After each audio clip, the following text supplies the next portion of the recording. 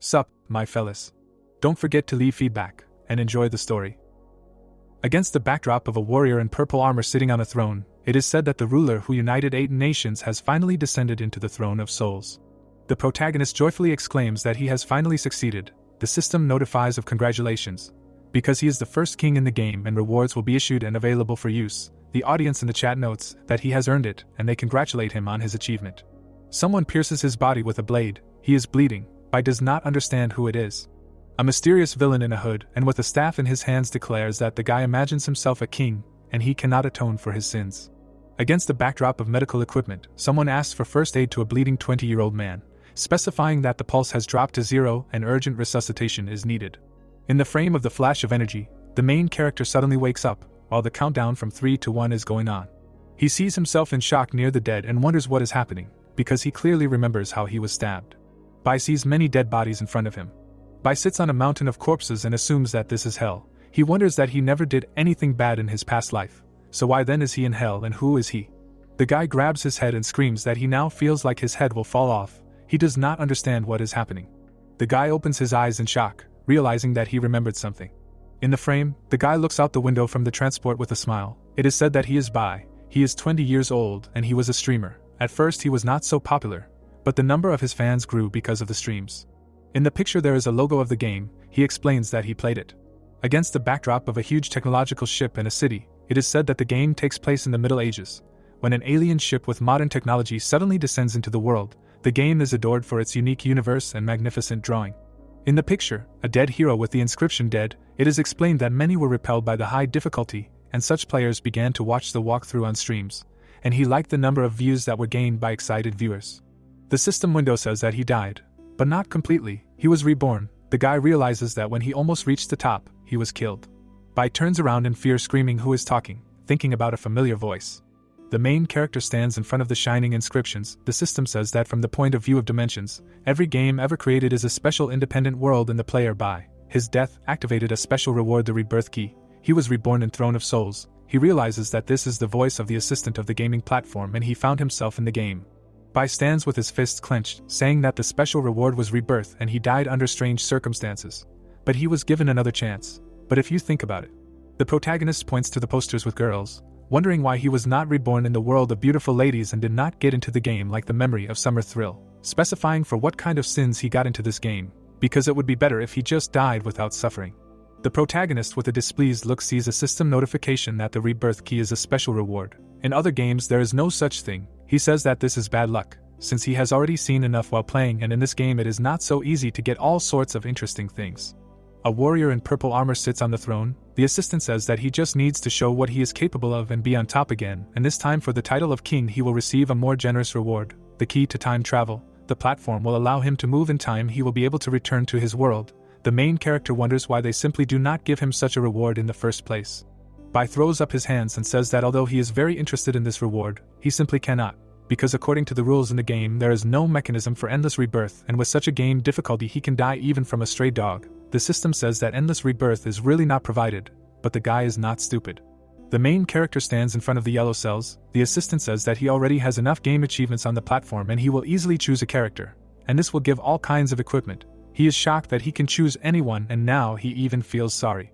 He sees the cells and realizes that he is not such a fan and cannot remember the passage from all the streams and what is not there, from popular AAA masterpieces to little-known creations without visual effects, and if he could use the equipment of all the characters, it would be awesome. The system says that he can also choose an ordinary peaceful player. The guy thoughtfully realizes that he can stay away from the most dangerous boss, and although he will still have to face hunger and disasters and the system is just mocking him, especially through a peaceful character so that he only tried harder to become the ruler. Bai smilingly declares that he can no longer be fooled and he has already lived for 20 years as an ordinary person and is not going to tolerate this. He wonders if there are any time limits on the path to becoming a king. The main character shows a fist against the background of a warrior on the throne. The system says that there are no limits and punishments and player Bai is sure that he wants to go the path of becoming a ruler. He exclaims that of course he is ready. The contract is signed. The yellow cells fly to the side. The assistant tells him that she hopes that he will sit on the throne. The protagonist is shocked to see the silhouettes of people, saying that it is he who is upside down. The character opposite him asks if he died a couple of days ago, because he already thought that he was decomposing, and the guy is alive, asking if he was reborn. The guys are looking at him upside down. Glay says that they need to get them down from here before the monsters return, because they need to run. The guy is furiously screaming whether she is mocking him, and whether she really thinks that some timid guy will help, and she does not see how scared he is. If not for the traitors, this would not have happened. Daegu with a serious look says that now neither Princess Mina nor the royal guards matter. He is tired and wants to die. The princess is hanging upside down. The guy realizes that the Kingdom of Stars and her name sounds very familiar. The protagonist opens his mouth in shock, realizing that you will not meet these heroes right away, and the cave does not look like a place where newcomers appear. He excitedly thinks that if he had chosen a peaceful role, he would not have died so soon. With the first level stands in the middle of a huge crying cave, he understands that this is some kind of hell. Against the background of patterns on the stone, it is said that rebirth is both the beginning and the end, and did by who chose the path of the king, immediately faced death. Against the background of the village of Anka, the main character wonders what is happening, noting that the entire storyline is broken, and in fact he should have appeared first in it, because it is for levels 1 to 10. In the frame, a tree is blazing with fire. The place is called the Burnt Jungle for levels 10 to 20. Bai thinks that then he would go to carry out missions here. In the picture, a large crying cave for levels 20 to 30, he understands that then he would go into the dungeon and save the princess and her guards and escape. But he will think about it later, because first you need to choose a class and somehow get out of there. The main character puts out his hand and against the background of bright light asks the system to activate the class selection. It responds that the request has been received. The picture shows a fighter in armor and with a sword. It says that this is a brave warrior, a melee class, has a long sword and a powerful shield, an ideal balance of attack and defense. In the frame, a girl with a book. It explains about the wood mage, a ranged class. He is able to use spells and potions, an ideal combination of attack and healing. The picture shows a fighter in a hood with daggers. It says that this is an assassin, a class that combines ranged and melee combat, uses daggers and throwing knives, an ideal combination of fast attack and dexterity. The picture shows a warrior with a bow and arrows. It explains that this is a master of the elements, a class that combines ranged and melee combat, uses a staff and a bow, is able to control the power of the elements. In the frame, a guy with a bat. It is written that this is an outcast, a despised class without any characteristics, has only rags and a club. He wonders why he even asks if his choice is the same as the first time, namely, an outcast. The system clarifies why among such amazing characters he chose the weakest one, and it seemed that this time the choice would be different. Bai with a serious look states that the choice of class in the game affects survival at the very beginning, and you should not get carried away with all sorts of things. Only the outcast class has difficulties with survival only at the beginning of the game, and in the middle you can find a hidden NPC and reset the settings, and then you can easily change the class. Bai looks at the outcast card and says that despite the high difficulty, this class is the most convenient, and it also has a hidden feature. You can get achievements by constantly changing classes, and at the same time you don't have to go through special missions. This is one of the reasons why he became the first one to complete the game, having received all the achievements. Against the background of a bright yellow sphere, the system says that he carefully thinks through his actions as befits a top-level player. The quests have been updated. The main quest is to survive and get to the exit from the Cave of Crying. The reward for completing it is 1 account unlock point. You need to unlock 24% of the items in the current player's inventory, or randomly open a new game account along with a quarter of the inventory. The guy gets up with a club and understands that the main thing now is to survive and get out of there. The guys nearby ask that he came to his senses. Bai stands opposite the tied-up heroes, hearing if he sees a rope, and let him untie them, and then they will be able to get out. The protagonist stands in front of the ropes, and wonders what will happen if he unties them, and if they know what the consequences will be, they shout to let go. The rope falls down, they thank Bai. House holds the unconscious princess, while Glay and Dagus stand behind him. The blonde says that if it weren't for him, they would still be hanging. The cat says that it would be better for him to hang there and die. The man shouts that now is not the time because Mina needs to be brought to her senses. Glay says with a grin that he is here and that he needs to stop sulking. Suddenly he is thrown up. Everyone around is in shock. The ferocious monster Modik stands with an axe in his hands, warning that Lunch should not stick his head out once again. House exclaims that this is the leader of the clan of plague animals, not understanding where he came from. Blood flows from the axe, screams are heard. The warrior stands among his dead brothers. It is said that since he decided to run, he will have to face the dungeon boss. That battle is extremely difficult because everyone must give it their all. But if he enters the battle without skills and equipment, he will doom himself to death. Bai with a serious look understands that he needs to go to the cave alone to get a reward and unlock his account, and then he will think about whether to go back to save them, because they are important NPCs, but now survival comes first. The guy leaves with a club in his hands from the rope, hearing shouts of what he is doing and why he is not helping, and is he really going to escape alone? Glay screams in rage near the house asking what Bai is up to, and whether he really thinks he can get out alone. The other replies that he already said not to waste time on him because he is just an outcast, stupid and cowardly, and he will not last even a minute. The main character with a weapon in his hands declares that they still will not believe him and will soon understand everything themselves. He thinks that it is almost time. Opposite him is a plague beast cub with a large club. He laughs fiercely. The character next to him exclaims that the outcast cannot cope with him. The monster swings his club and runs forward. The protagonist realizes that the fight is inevitable in any case, and it will be difficult to defeat a level 5 monster. The protagonist deftly dodges his blows, realizing that it is not impossible. Bai jumps back from the powerful attacks of the plague beast cub. The surprised guys hang upside down. Glay says that he dodged very uncertainly, but the timing was very accurate. Dagus says that he is not so simple. All reincarnated are quite strange, but now he just wants to die. The protagonist, kneeling with a club, understands that the connection between the body and mind is perfect, and despite the lack of equipment, he still has enough experience. The monster laughs and throws a bomb at him. A strong explosion occurs. Suddenly, the protagonist breaks out of the column of flame. Bai strikes directly at the head, realizing that it is time to cut the enemy. The protagonist puts out a bloody club and says that this is the end. The last blow remains. The cub of the plague beast runs at him ferociously. The protagonist hits him on the body and screams die. Surprised characters hang upside down. Glay exclaims that this kid was able to kill a level 5 monster without receiving damage, and with a club. Daegu declares that he envies the monster. House admits that he underestimated him, but it will not make it easier for him to survive and he will still die. The protagonist sits with a weapon in his hands, realizing that he can dodge blows thanks to experience. But he will not catch up with the monsters so quickly in level, since his characteristics are still too weak, and since he has already chosen an outcast, he needs to adapt to a special style of play and he will avoid fights as much as possible. The system says that the player by defeated the level 5 cub, received 100 spirit points, 2 gold coins, weapons and melee attack power increased by 5 points. The protagonist pokes at his stats and realizes that they are terrible. There are 900 points left before the update, so killing monsters is ineffective and the main thing is to get out of the cave as quickly as possible. The protagonist rises with a club in his hands. They shout at him to stop, asking if he really won't think about the fact that the more people the higher the chances of getting out alive. They ask to lower him, and they will do whatever he says, get gold and equipment. Mina hangs upside down and asks Glay to forget and not bother him, because if they can't get out themselves, then they are destined to die, and if they can't even cope with this, then how will they overcome more serious trials? They are shocked by when she managed to wake up.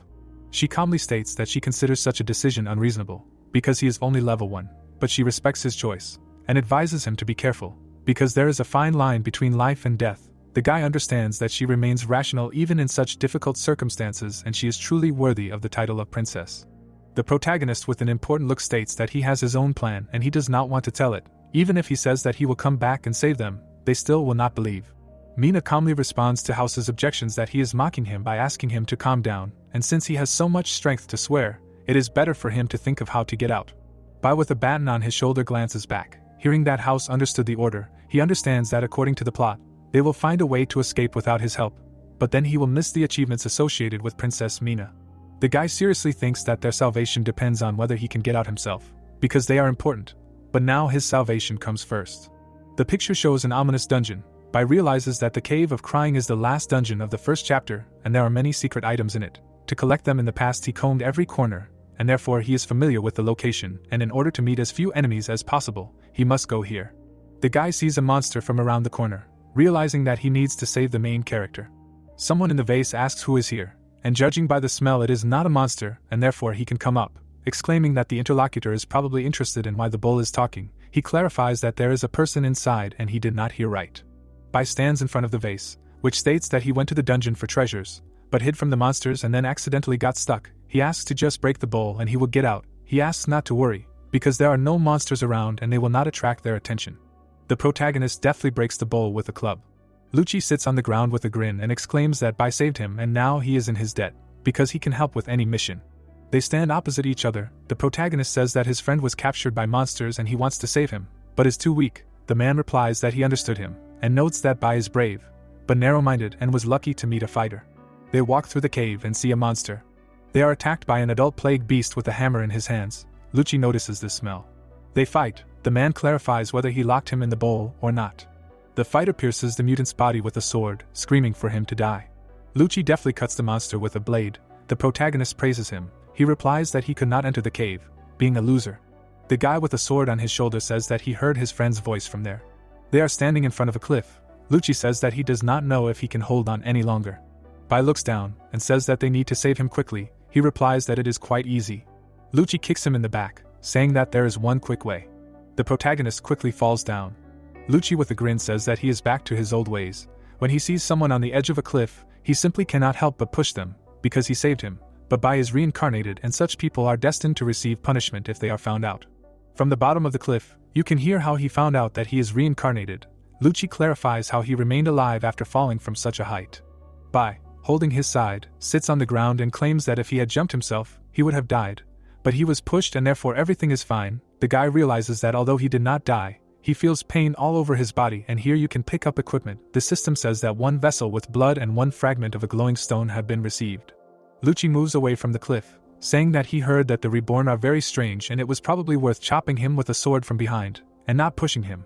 And now he is stuck in the abyss, so sooner or later he will die. The main character understands that in the game Lucci constantly pushed players into the abyss, but this can be especially beneficial.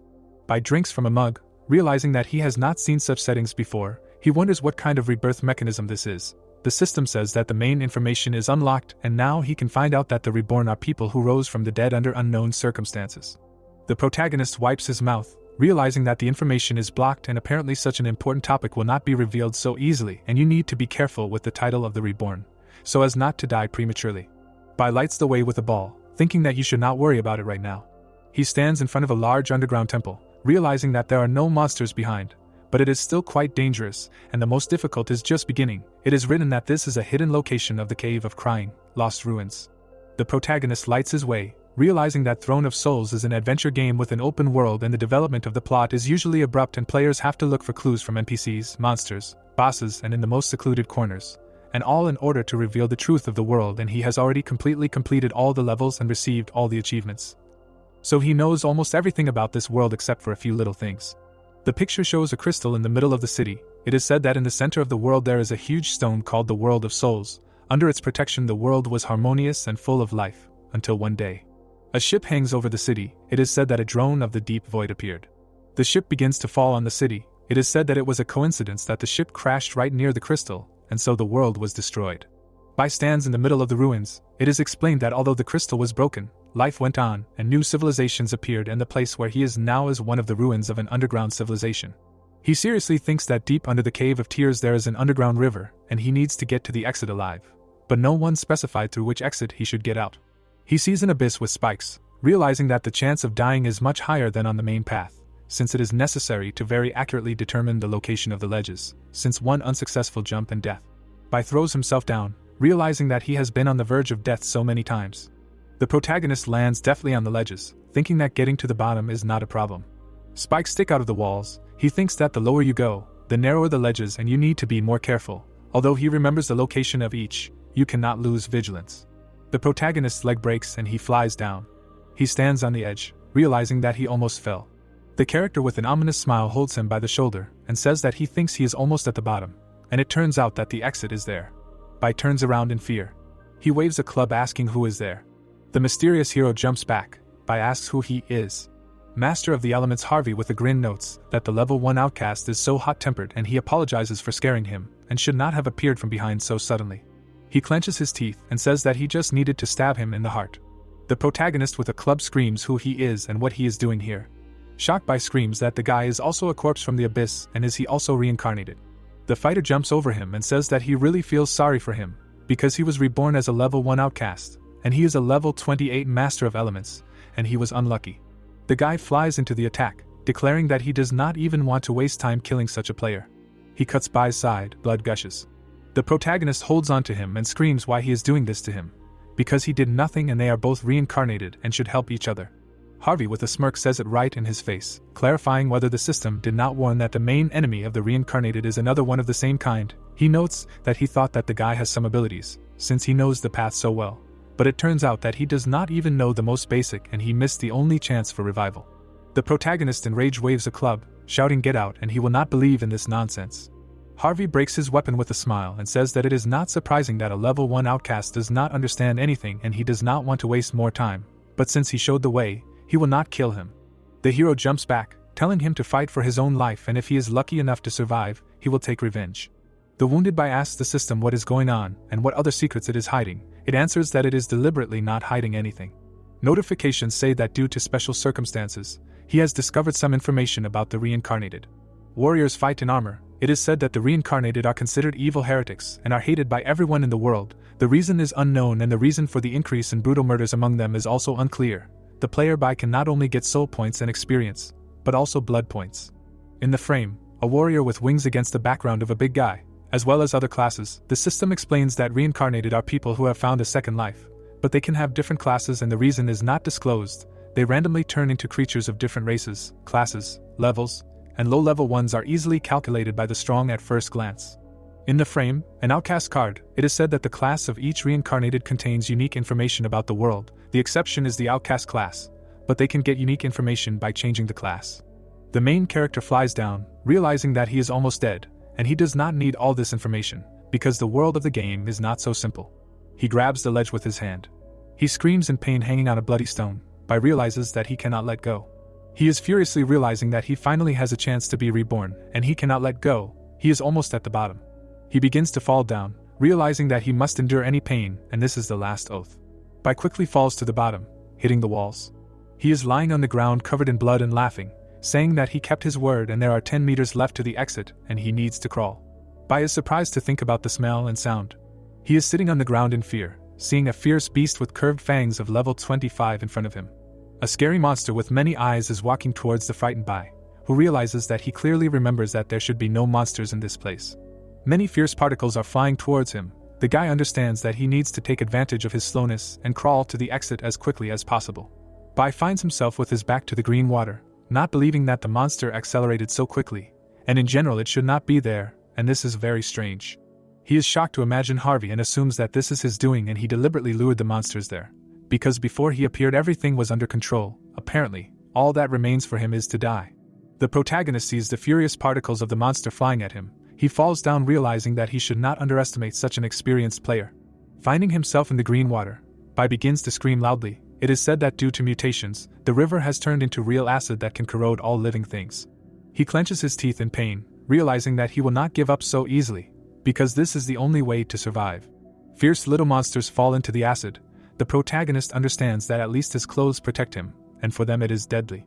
The protagonist with reduced health crawls along the drain of acid, realizing that he must crawl to the exit at any cost. He looks up through the pain, realizing that he finally has a chance to start over, and he does not want to end up the same way as in his past life. In the picture, the character waves to the bus. It is said that Bai was born in a poor mountainous area and thought that if he gets into a good city school, he can change his life, so he left home. A guy is washing dishes in the kitchen. Someone is shouting at him, asking why he is slacking off and why there are still so many dirty dishes. Bai is grinning as he reads books with a flashlight, while the neighbor is shouting why he is doing this so late. Because he studies during the day and at night he prevents him from sleeping. The hero is sitting alone in the rain, realizing that despite the fact that he is constantly having a hard time because of work and study, he will never give up because he still has hope, and fortunately, he was accepted to the university of his dreams. But his mother was diagnosed with a serious illness and his world collapsed. All his work was in vain.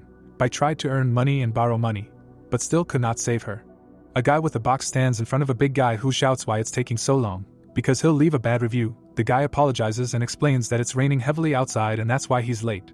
They shout at him that the man doesn't care, because if he can't arrive on time, there's no point in working in delivery. They say that his part-time job and streams have become his whole life, although there was nothing special about the streams. His popularity has skyrocketed thanks to the game. Bai lies in a pool of blood on the ground. He explains that when he was at the very top, he suddenly died and death didn't really bother him, but he doesn't want to repeat it. He lies in the middle of acid, realizing that he was reborn into a game he knows very well. The wounded hero gets up while monsters are watching him. He realizes that he was unlucky from the very beginning of the game. He stomps his foot into the acid. The protagonist deftly runs away from the monsters, declaring that he will never die before becoming the ruler of the world. He stretches out his hand, which is bitten by mutants. He screams that he will definitely survive. The system says that he has successfully left the Cave of Tears and received 1 point. Monsters bite his entire body. The system offers to open 25% of the items from the previous inventory or randomly unlock a new game account. A strong green flash occurs. Lightning strikes enemies. In the frame there is a hero in armor, next to a potion and a blade. The system says that he chose the first option and he used the essence of holy blood. Blood recovery is increased by 100%. He put on a bloodthirsty shadow set. It significantly increases agility and intelligence with a special shadow bite effect. Bai also took a deadly dagger with high speed and damage. Green rays scatter small mutants. The main character in full armor declares that this is how a reborn should look. He effectively cuts monsters with his sword. They burst in the air and bleed. He says that it is better to take the inventory from the old account than to risk and take a new profile, since even though he took a quarter, it will be enough for him for now, because these are high-level items. Bai calmly walks forward, declaring that his story is just beginning. Fierce small monsters with fangs attack again. A huge mutant is visible behind the protagonist. The guy wonders why so loudly, because he knows that they are in a hurry, but let them be patient. The system says that the hidden mission has been updated. You need to kill a beast with curved fangs and get 3 times more soul points. The protagonist uses magic to spin the blades, saying something like this. He takes the handles and grins, saying that he was waiting for the mission. He uses magic and the Scarlet Flame skill, asking if the monsters are ready to turn into ash. He rushes into an attack in a rage, shouting that the real fight is just beginning. Bai flies at the huge monster screaming die. He cuts the mutant's flesh, screaming that he already knows what he's going to do, because if he's fast enough, he can take him down. He stabs him in the body with a dagger, declaring that he'll pay for the suffering he caused. The monster screams in excruciating pain. The system says that the Scarlet Burn is activated, the debuff from the Scarlet Flame. It causes an explosion and the burn damage will last 15 seconds. Excruciating pain is a debuff caused by the killer's combat skills. A deep cut causes pain. The large mutant roars furiously in pain. The protagonist, using magic, looms over him and screams that he'll put him out of his misery. He deftly attacks him with shadow absorption, an assassin skill where the player can create shadow clones that will focus on the target. They are immune to all physical and magical attacks for 5 seconds. The white-toothed mutant screams. Several clones attack him with daggers. The monster's health is at 0. The system says that the protagonist has killed a rare beast. The mission is completed and he receives a double reward in the form of soul points, a total of 18,000, and also receives an achievement called, "Sometimes a weak light is stronger than a raging fire." The protagonist lands, receiving level 8. He enthusiastically understands that this is all thanks to the battle. In the picture, a sheet with calculations, he understands that raising the level in this game is quite difficult, and one day he briefly outlined the rules for obtaining soul points and leveling up. The audience took it quite well. Against the background of various objects, the system explains that 108 gold coins have been received and several things. A dirty crystal vessel restores 30% of blood. A prayer of piercing suffering creates sharp blades that pierce space. To activate it, you need to kneel in a prayer pose. The main character points his finger at his stats, saying that this prayer is a very useful thing. He tried to get such a skill 30 times already, and in this life it appeared after the first attempt, and the guy chooses the assassin class, so for him the most important thing is agility. He just needs to increase it a little. Bai in armor looks at the inventory, stating that most of the potions and other additional items. He grits his teeth and realizes that it is strange that he had a lot of cool weapons and professional sets, and apparently he opened too small a part of the inventory. And in addition to the assassin, he unlocked 2 more sets. In the frame, a huge red character with a weapon, as well as a flying warrior with a spear. The system says that the Bloody Dragon armor set can be used by those with strength above 80, and the highest grade heavy armor gives endurance that ordinary people cannot control. The Dragon Ridge Sword, the Prophet of the Starry Sky. The magic set can be equipped by those with intelligence above 100, the Deep Space Beacon. This is a first-class staff made of golden meteorites, ideal in combination with Star Magic. Bai realizes that although he cannot use the sets now, other unlocked items will help him survive at first. The protagonist sits on the cliff, thinking whether he should go back to save Mina or better leave, because as far as he knows, he would have done well alone. But he knows little about the reincarnated and how much the game has changed because of them. Are there other innovations that could change the original settings? The princess gives the title to Bai with a sword. He understands that he knows little yet, and it is better not to take risks alone. It is better to join her, and according to the plot, Mina's minions will help him in the future. He thinks with a serious face that even if he deviates from the plan and betrays him, he will still enlist support for a while. Bai runs through the cave, realizing that he needs to move forward. There are many dead bodies on the ground. The protagonist suddenly encounters monsters that immediately attack him. Bai deftly touches the rocks and uses the skill of piercing suffering. He calmly stands opposite, saying that he almost got rid of the monsters on the main path and only the boss remains. The system congratulates him on successfully reaching level 10. Now he can check his reputation and choose who to unite with and who to feud with. Bai looks at the princess on the screen and wonders about the reputation system, because this function was not in the game, and it seems that he should not act alone. The protagonist with a grin says that he wonders what kind words they managed to discuss him with. At the top of the cave, silhouettes of people are visible. Screams are heard that the more he thinks, the angrier he gets, because a level 1 outcast is just some kind of fool, since he decided to leave them to die alone. Another states that he heard that reincarnated people only think about themselves, otherwise why are they wanted everywhere? Dagon notes that death is not such a bad outcome. Mina upside down orders to stop discussing nonsense. Their skills are simply inferior to others, and that is why they were abandoned. She, as the leader of the team, should take responsibility, because it was she who made them follow her. 3 guys upside down look at her. Glay claims that they swore allegiance a long time ago, and there is no need to apologize. House notes that they are wailing so much not because of death, but because their dream of rebuilding the country will sink into oblivion because of some stupid outcast. Daggers cut the ropes under the words, that's for sure. They suddenly fall head over heels. One screams, protect the princess. Daga lands on his feet, while the others bang their heads.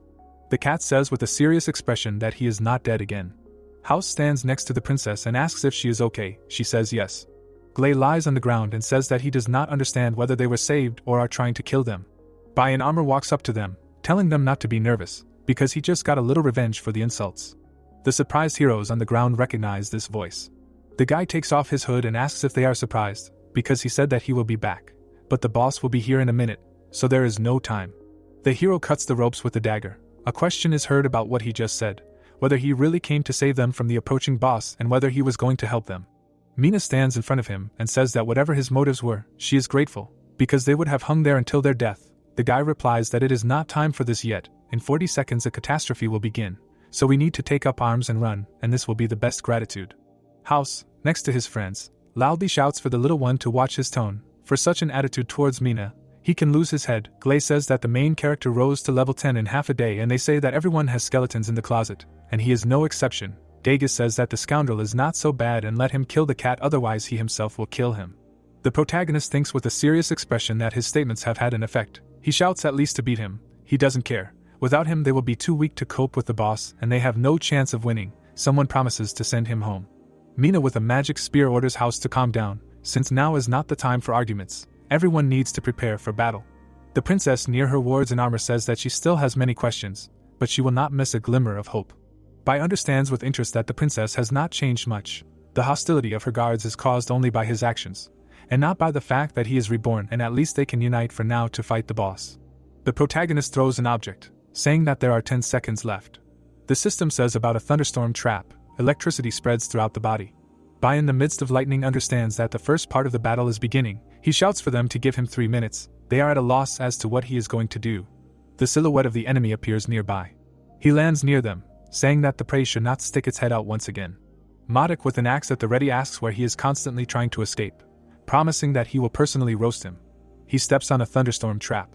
The monster is pierced by an electric current. The hero shouts that the boss fell into the kid's trap, and how does he know about the appearance of the mutant?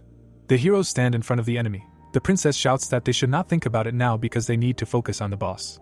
Madik inflicts the strongest blows, declaring that a bunch of vegetables decided to rebel. Wondering how they are going to cope with him, the hero realizes his strength, because he suffers even during the block. Arrows fly towards the boss and he speaks childish babble. Madik calmly declares that if they want to fight normally, they must show everything they are capable of, without teasing with worthless attacks. With a mighty axe he cuts the vines, shouting that they will not be able to stop him. House bounces back from the axe blow, declaring that they should run like cowardly rats. He summons a huge whirlwind, shouting that he will torment them, because their screams are the best delight for the ears. The heroes activate the barriers. A cry is heard that the blows cannot be avoided, and where the kid ran, another declares that they need to forget about him. The princess will soon run out of strength. Mina puts out her hand, casts a spell, and shouts that they should not pay attention to her, demanding that they simply try to fight back the monster. The ferocious Madik swings his axe, asking if she is the most delicious here. The monster hits, but someone blocks the blow. The boss swings his weapon and shouts that it is a pity, wondering how long she will last. The shocked monster shouts that it hurts. Bai's daggers are stuck into his back. Madik asks who he is. He replies that he just peppered his head a little. The system says about the acid of the river Styx, the more acid the longer the effect of the toxin. The protagonist jumps, dodging blows. The monster asks how he dares to laugh at his preferences. He is surprised that he is so fast and agile. The acid on the monster's back corrodes him. He says that it hurts. He asks how he knows that acid is deadly for plague beasts. The monster strikes the ground with a strong blow with an axe, screaming die. Because how dare some person look down on him? Others notice that the boss is losing his temper because of the acid.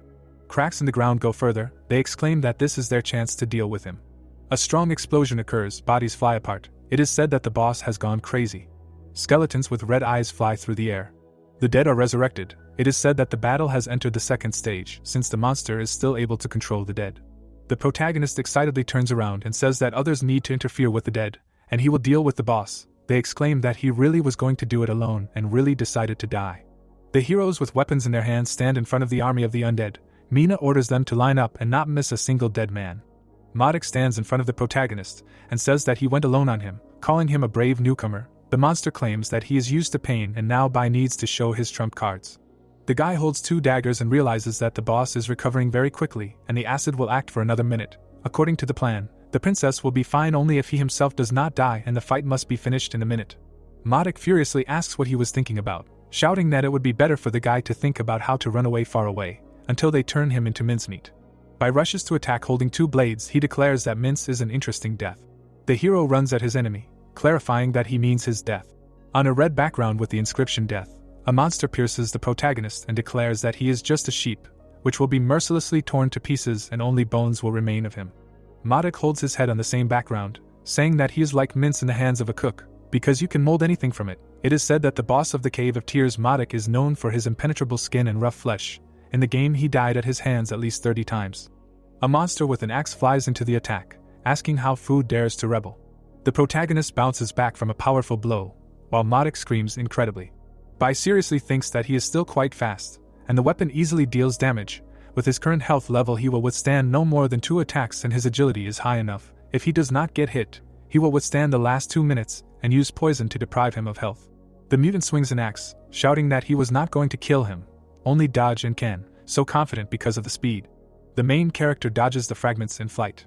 Mina casts a spell with a staff in her hands and realizes that this guy managed to perfectly dodge all the boss's attacks and he confidently determines the time of impact and the range of the attack when dodging. She thinks that he does not look like a beginner, and it feels like he is already a professional. Madik with a weapon in his hands laughs and says that he sees his tricks and if he thinks that if he constantly dodges and uses poison, he can cope with him, but if this helps, then very little. The monster raises his axe and opens a portal, declaring that he will see who dies first. Bai realizes that the 3rd stage is beginning.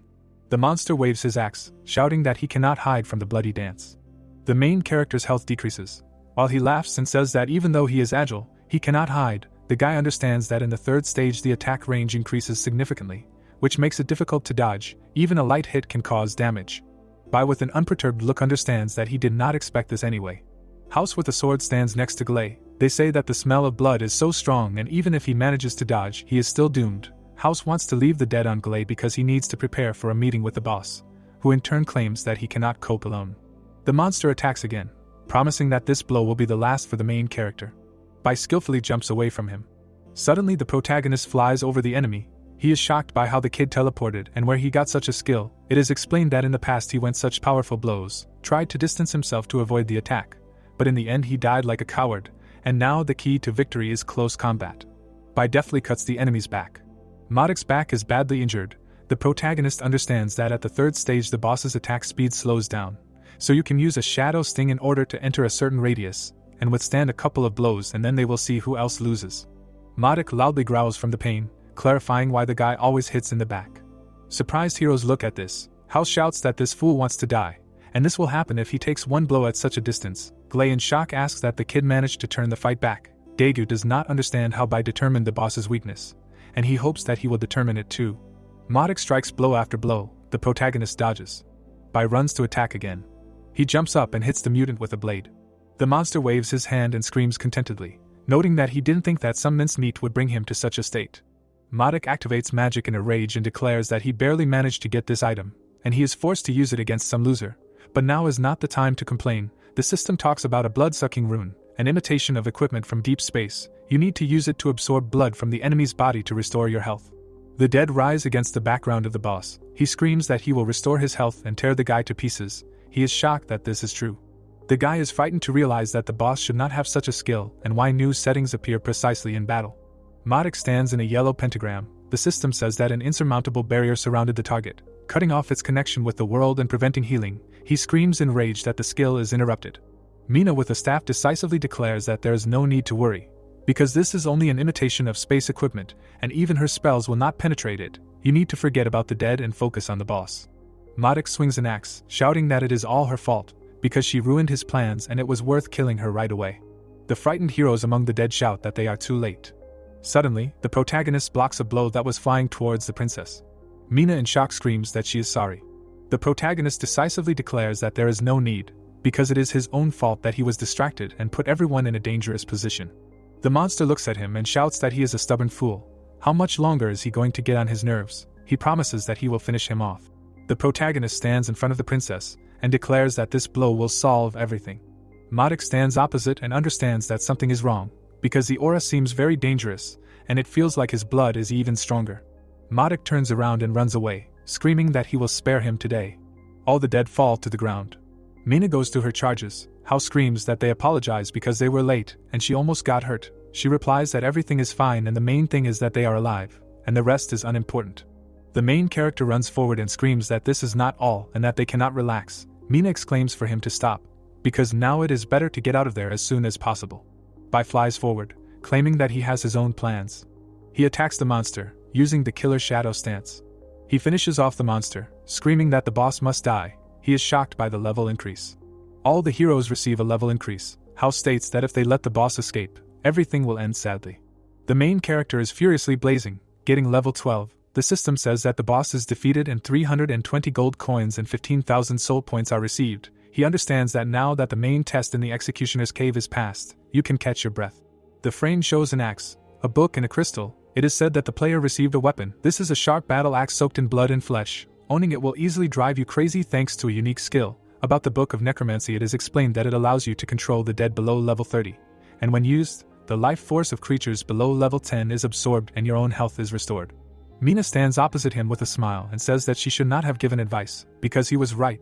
The girl thanks him for saving her and says that she is in debt. He replies that if he remembers correctly, they already owe him twice. But they will do this another time and talk when they get out. The protagonist with a serious look realizes that in general, everything matches, but there are also a couple of contradictions and perhaps the fact that he is reborn. It is necessary to understand this as soon as possible. Bai stands surrounded by heroes. Glay exclaims that this is amazing, because it is hard to believe that he has changed in such a short time, as if he became a completely different person. Dagus says that this is his whole nature and he is grateful for the rescue, but now he would like to fight to the death. House puts his hand to his chest and says that he was initially hostile to him and said a lot of bad things and now he is ashamed. He sincerely asks for forgiveness. The system says that the reputation of the princess and her retinue, the brave rescue of the protagonist, has significantly increased their favor and the overall level of trust is now friendly. The protagonist thinks what is the reward for the promotion. He realizes with a serious expression that while his reputation is high, he needs to gather more information and this is the main thing to do now. He states that he is not a hero, but just a reincarnated person, whom everyone wants to get rid of and apparently, they do not really care about the guy. Mina with her hand on her chest states that he is really special and next to him they are also in danger, and it seems that they have a close connection with the reincarnated, because in addition to him, someone else helped them. The guy asks again in surprise. He stands opposite her with a smile and asks to tell more about him, since he was just reincarnated and would like to know more. Mina, turning away, states that it is better not to stay here for a long time and they can talk on the way. They walk through the cave. You can hear that they are finally safe and although the boss is killed, there are still a lot of monsters around and you cannot relax. Against the background of rocks, it is said that in order to tell more, it is worth starting with a story about the reincarnated in general. The picture shows heroes of different classes. It is explained that this is the name for those who died and returned to life for unknown reasons and they usually have unique abilities. They first appeared after the Fallen Star War, and they think differently than ordinary people. But most of them are cruel, and they break the rules by moving alone. In the picture, the hero is standing among golden signs. It is explained that initially they were not particularly paid attention to until an ancient prophecy came down. The general meaning of it is that the world will collapse and only a few will be able to restore and unite it. Each country considered the awakened heretics, and refused to admit that the power they received as a result of the division would be stolen by some loner.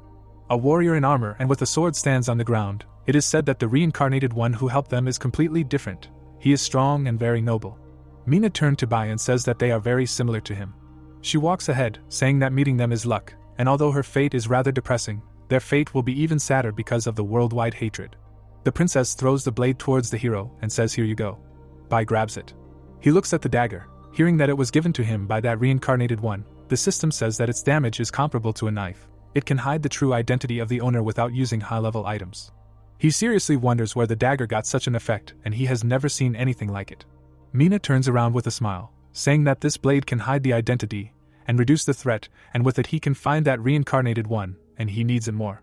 The heroes surrounded her. House asks how she could give such a cool item, because her identity will now be revealed, and it is dangerous. Glay exclaims that this is true, maybe the kid helped them, but it was possible to thank him somehow else. She replies that she thought about her decision well and there is no need to object. Bai holds the blade and understands that it is all about increasing reputation, because this dagger will really come in handy, since it will hide it from high-level reincarnated and the princess is kind as always. She turns around with a smile. He understands that her destiny is not to be a queen at all. In the picture, the ruler stands in front of his subjects. It is explained that as the last representative of the Star Kingdom, Princess Mina was supposed to continue as a member of the royal family. But a catastrophe occurred, and when the crystal was broken into 8 fragments, as a result of which the world underwent huge upheavals. The stone shatters into pieces. Monsters are depicted against the background of planets. The protagonist understands that although there were no living creatures on the expedition ship, unknown genes transferred to the ship led to mutations and an apocalypse began in the world. A warrior wearing a crown and holding a sword points his weapon at a dragon. It is said that in order to protect the world, the Star Kingdom mobilized its forces and united under the leadership of the 8 lords to engage in mortal combat with the mutant army, a war known as the War of the First Fallen Star. Although they managed to destroy most of the army, the Star Kingdom depleted its resources, which coupled with the deliberate weakening of the 8 lords. Golden statues stand around the throne. It is explained that this led to the fall of the Star Kingdom, and the 8 lords declared independence, and each took a shard of the World Stone, even though these events happened 100 years ago. Mina is surrounded by enemies with swords. It is said that the princess is still considered an eyesore. The princess stands in front of her army. It is explained that the more pressure she was put on, the stronger she became in the path of rebuilding the kingdom. Glaze stands next to the guy and asks why he stood there. Because there are corpses of plague monsters everywhere, and he really killed them before rescuing them, saying that he knew how and it's good that they are not enemies. Dega points to the light at the end of the cave and says that the exit is there, and he did not die again.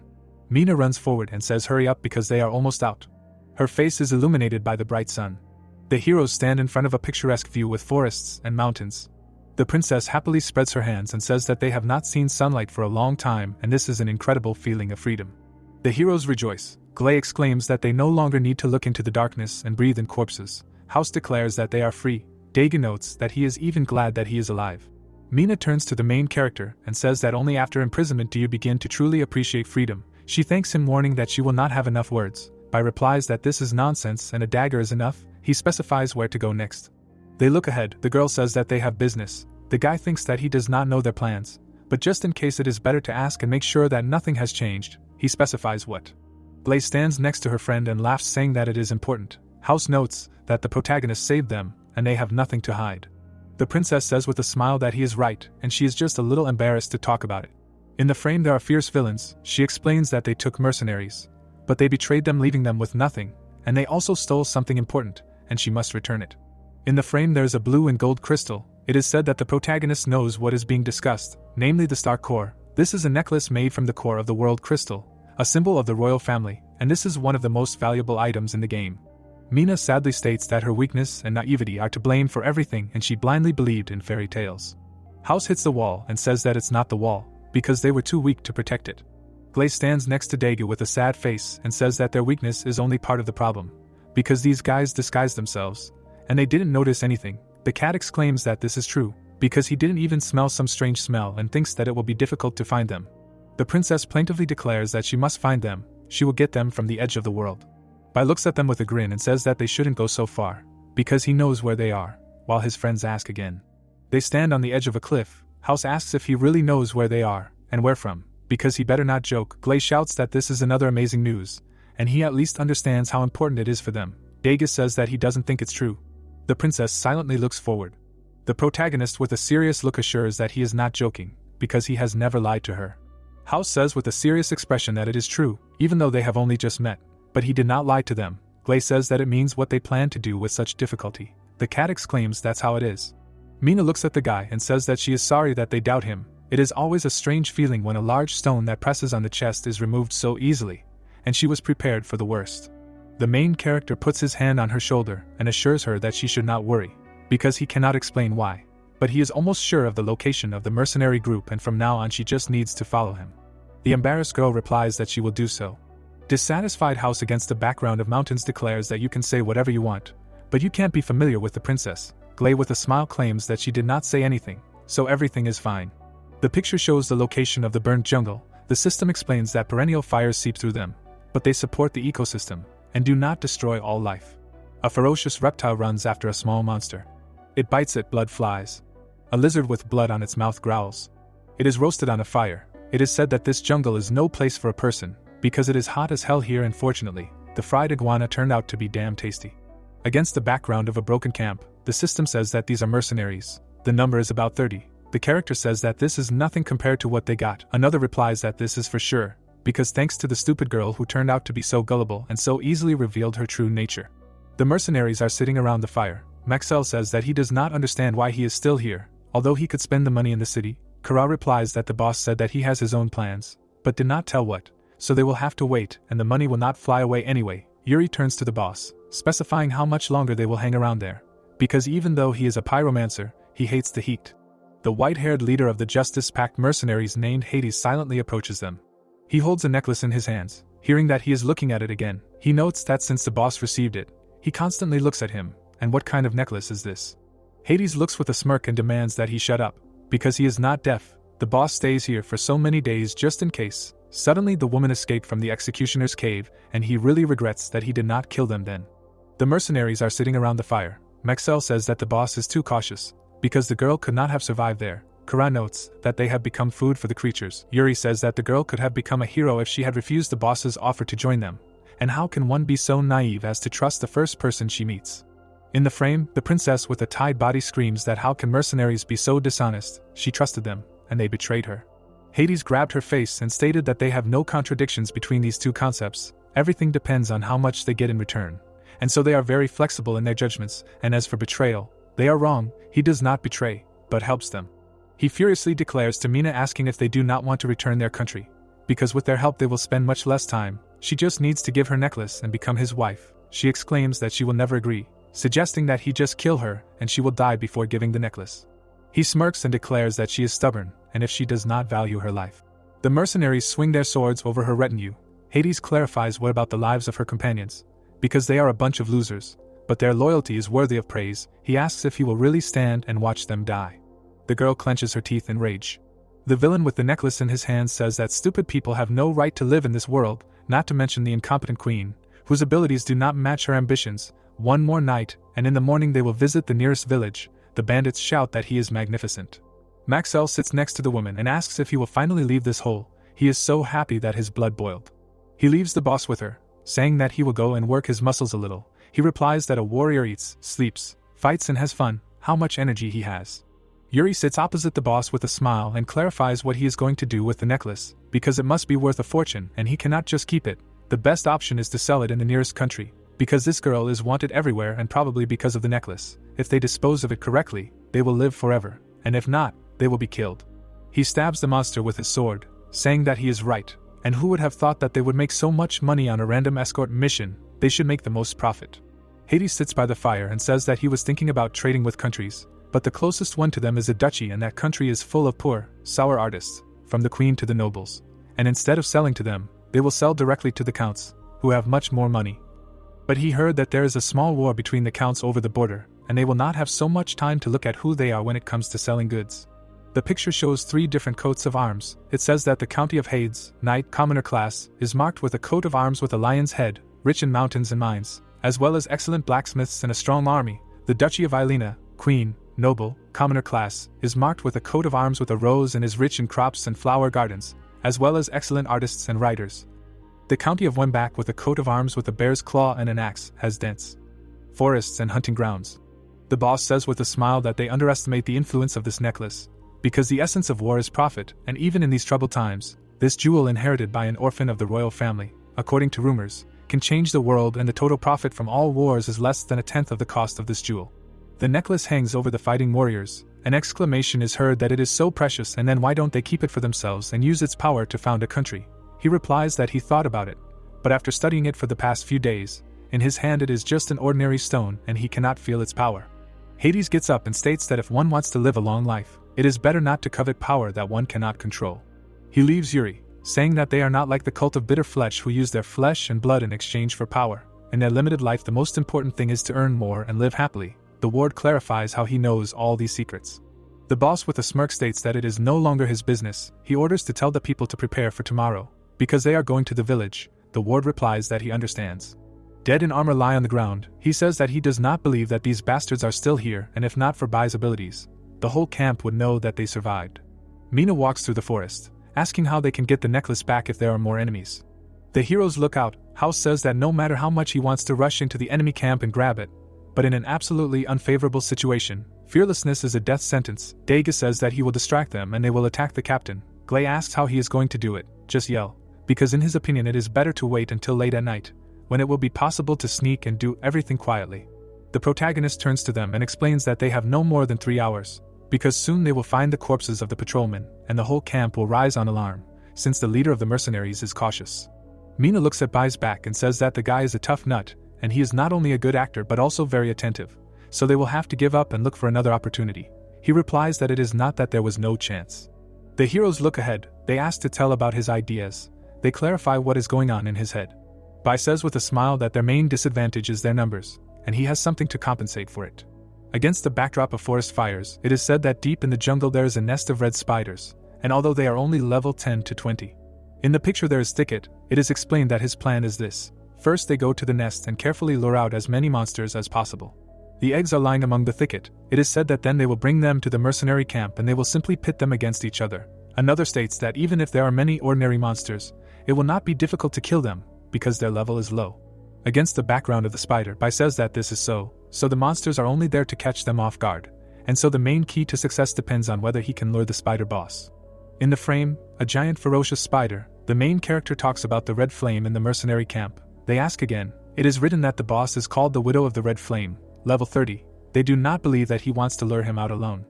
The heroes walked among the burning trees. The man said that this was an interesting plan, but it was impossible to implement.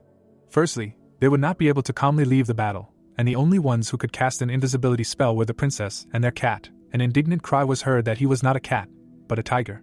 Mina walked with her arms crossed and said that her invisibility spell is single and not group. Once she and Xiaomia become invisible, the monsters will fall on House and Glay, but it is very dangerous. House frowned, saying not to worry about him. If it helps to get the necklace back, this danger is nothing. If he dies, Dega must take care of the princess. He said to hell with invisibility. He will fight and happily throw himself at the spiders and die a terrible death. Walking ahead, the guy in the red cloak said not to worry. If they follow his plan, then no one will die. The heroes saw something flash in front of them and heard that it was for them. The green-violet bottle contained water from the River of Shadows, which gives the power of invisibility for a short time. The device is the Whisper of the Gods, deep space technology, a product of the original technology of the advanced deep space ship, allows free communication within a radius of 1,000 meters under special conditions, regardless of space and distance. The orange item is a freeze grenade, a mystical rank mechanism. You need to pull the trigger and throw it at the enemy to activate a chain of freezing explosions, but you need to be careful, because the effect affects everyone in the affected area.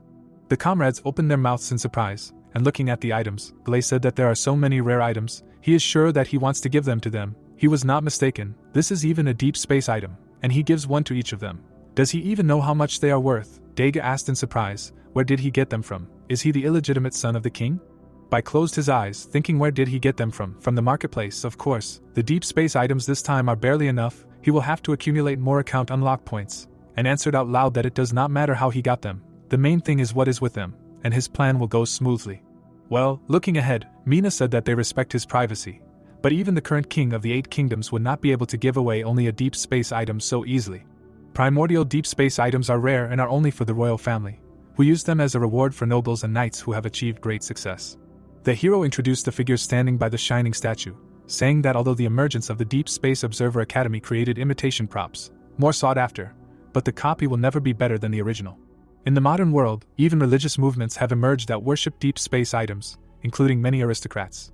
Observer academies are an independently research academy. The heroes fought against the huge robots. He continued that they turned the results of their research into military equipment, sold it to the highest bidder. The results of their research contributed to the technical progress of the human world. But at the same time they began to plunge this world into chaos. People surrounded the glowing devices. The heroine continued to say that on the black market, items from deep space are in great demand among the rich and can cost simply exorbitantly. So they sold such things on the black market to pay for the services of mercenaries. Lost all the money and the family necklace? The surprised girl asked in shock how he found out about this. The hero answered that he guessed. She thought to herself that they knew everything. That you came back, said that she should not worry, they will return everything back. The girl touched her reddened cheek and thanked. She thought to herself why his words always instilled confidence in her. Why it becomes so warm. No, what is she thinking? Now is not the time for such thoughts. The system reported the main quest to help Princess Mina return the Star Heart necklace. Looking forward carefully, the hero, thinking that he got what he wanted, a new system, he wants to get more account unlock points. What are the ways to increase the reward? He received a system response that there are currently 3 ways to complete the task: a chain of tasks, a special task, hidden tasks, kill the reincarnated, accumulate soul points. Putting on the hood, the hero thought that it did not seem that it would be too difficult to get them, so after he returned the necklace to Mina, he would need to focus on unlocking the account, but there was still one doubt: it needed to be tested in battle. The comrades followed the hero, hearing the order for everyone to get ready. They had a spider monster lair ahead. Let them keep in touch with it and stick to the plan. The trees were strewn with glowing eggs. This was the nest of the red fire spider. On the ground stood red fire spider cubs. The foot stepped on one of them. The heroes trampled the monsters. House said that these were babies, an excellent stress reliever. They crunch well, Glay confirmed, saying that all the accumulated stress was removed in a flash. Let the princess try it. Mina, who was creating magic seals, shouted that it was enough to have fun, and that they should hurry up. According to the plan, they should destroy enough spider eggs to provoke the boss. The guy swung his sword, shouting that he understood.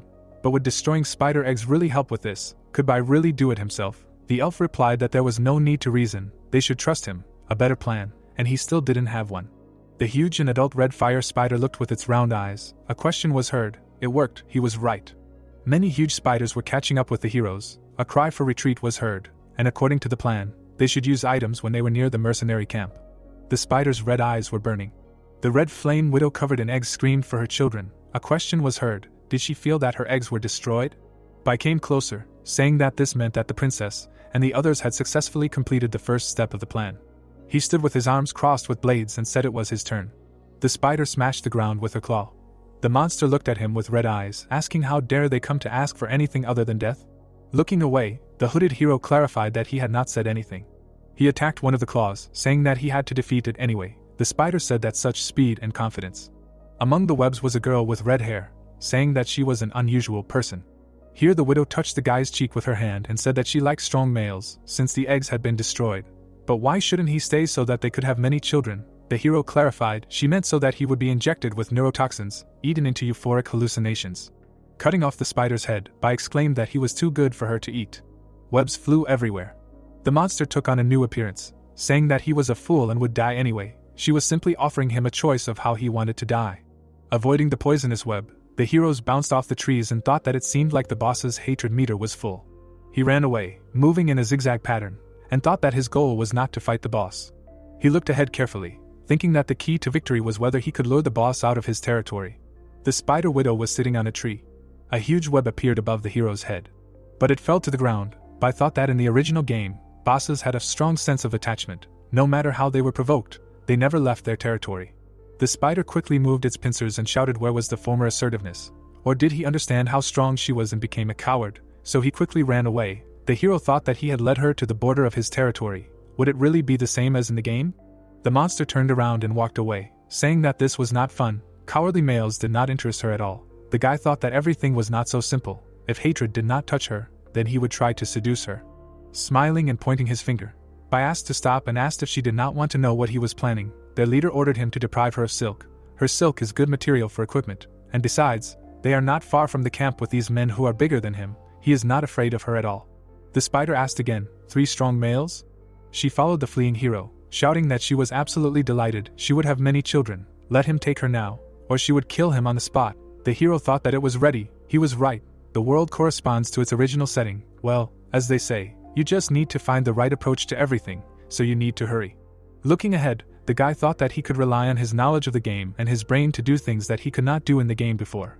And whether the world really works like this, the first thing he needs to do is get his hands on new accounts. He knows how to do it. Many red spider monsters lay ahead.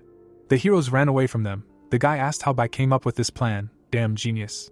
Mina shouted for them not to be distracted. The mercenary camp is already close, and according to the plan, they must get close to the camp, and then use items to divide the crowd of spiders into 4 parts. She presented a diagram with arrows, saying that the key to success was to surround the mercenary camp from 4 sides so that they had nowhere to run out, an incredibly dangerous thing, but with the help of Bai, it could be done. Resolutely looking forward, the girl said that they must work together, and not waste the items received from Bai. A huge mass of spiders divided into 4 parts, catching up with the heroes, who ran to the side. The guys lay with their mouths open. Words were heard that they found this when they came to replace them. These two were killed quickly and without sounds. Who attacked their people? They already investigated this place. There is no one here. Did some kind of beast do this? The blonde man crouched next to the body and said that this was a wound. It was not a beast. Someone pierced him with a sharp dagger. The comrade was surprised, asking who. Is it possible that the girl and her minions actually survived and are taking revenge? Hades frowned forward, saying that there was no one like this woman's class of weapon and assassin skills in the group, and wondered if they were, then who? A man with a wound on his leg appeared from behind, saying that monsters had invaded their camp. The man held his wound on his body, shouting that spider-like monsters were advancing from all sides of the camp. They could not break through. Only because he was patrolling the outskirts of the camp, he managed to get out and report it. But for a moment he thought he saw a woman, but then she immediately disappeared. Hades turned around in shock, asking what he said, and thought that the woman really escaped. But this is impossible. What is going on? Explosions occurred among the tents of the mercenary camp. Words were heard that they needed to run. There were too many spiders to kill. The man was pinned down by the monster and screamed for help. The spider grabbed him with its pincers and devoured him. Maxwell attacked the enemy, shouting that he hadn't even had time to zip up his pants and they were already attacking him. What was going on with these spiders? Kara asked if the intelligence hadn't said that the nests were far away. Why would they attack them? Yuri replied that he didn't know why the boss hadn't returned yet. They couldn't hold them off for long. There were too many of them. The hero smashed the monster with his fist shining. A cry was heard that the boss had returned. They were saved. Yuri raised his fist and demanded that the boss lead him in the fight against these damned spiders. His comrade cursed. Frowning, Hades said that they weren't that simple. They lured the spiders into the camp, and they had no chance. Let them grab all the money and run. Kara asked in surprise, what about the other mercenaries? The boss turned around furiously and said that the mercenaries should hold the sword as long as they are paid, and as long as there is money, there will be plenty of it. The comrades ran to the building, shouting that they understood. It was cold-blooded enough. They were right, as long as there was money. Suddenly a huge spider appeared in front of them. The guys looked at the falling coins, shouting that this was their gold. The widow of the red spider with red eyes shouted that the boy was right. There really were many strong men here. She would be able to lay many eggs again. The bodies were entangled in webs. She shouted that they would all be her food. The heroes jumped back from the green poison. Hades jumped back, saving himself from the attack, and heard that it was about him that the boy was talking. He was that same male. It was for him that she pulled the threads out of her cocoon, now that she took the initiative into her own hands. All he does is run away. The man frowned, thinking that the boy was behind all this. But why did he do this to them? He is one of the princess's people. No, if the princess knew such a powerful man, she would not have asked them for help. What is going on here? The fingers grabbed the leg. Yuri held the leader's leg, screaming that he did not want to die and begged for help. The leader helped him up, and the boy said thank you for not abandoning him. However, Hades coldly threw the boy into the spider's mouth. He rushed to run away, thinking that he could not fight without knowing what he was planning, so he needed to run. While fighting the spiders, he thought that using the crowd as cover and his speed, he could escape. It was a pity that his money was gone. The people were happy that it was the boss. They thought they were saved. In the darkness among the branches, the man cursed. He ran through the dark forest, thinking that he worked so hard to form this team, and now it was destroyed. He can't believe it.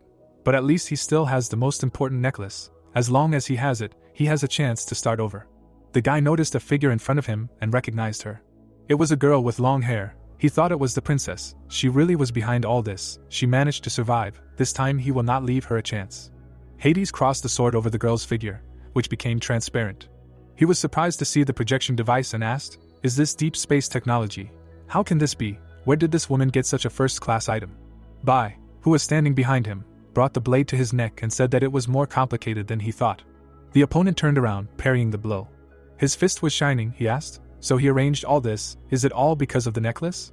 Laughing wildly, he said that he was too cautious. He didn't know that there was a level 10 assassin behind all this. He admits, his trick was mostly successful, but he made a mistake at the very end, attacking him openly.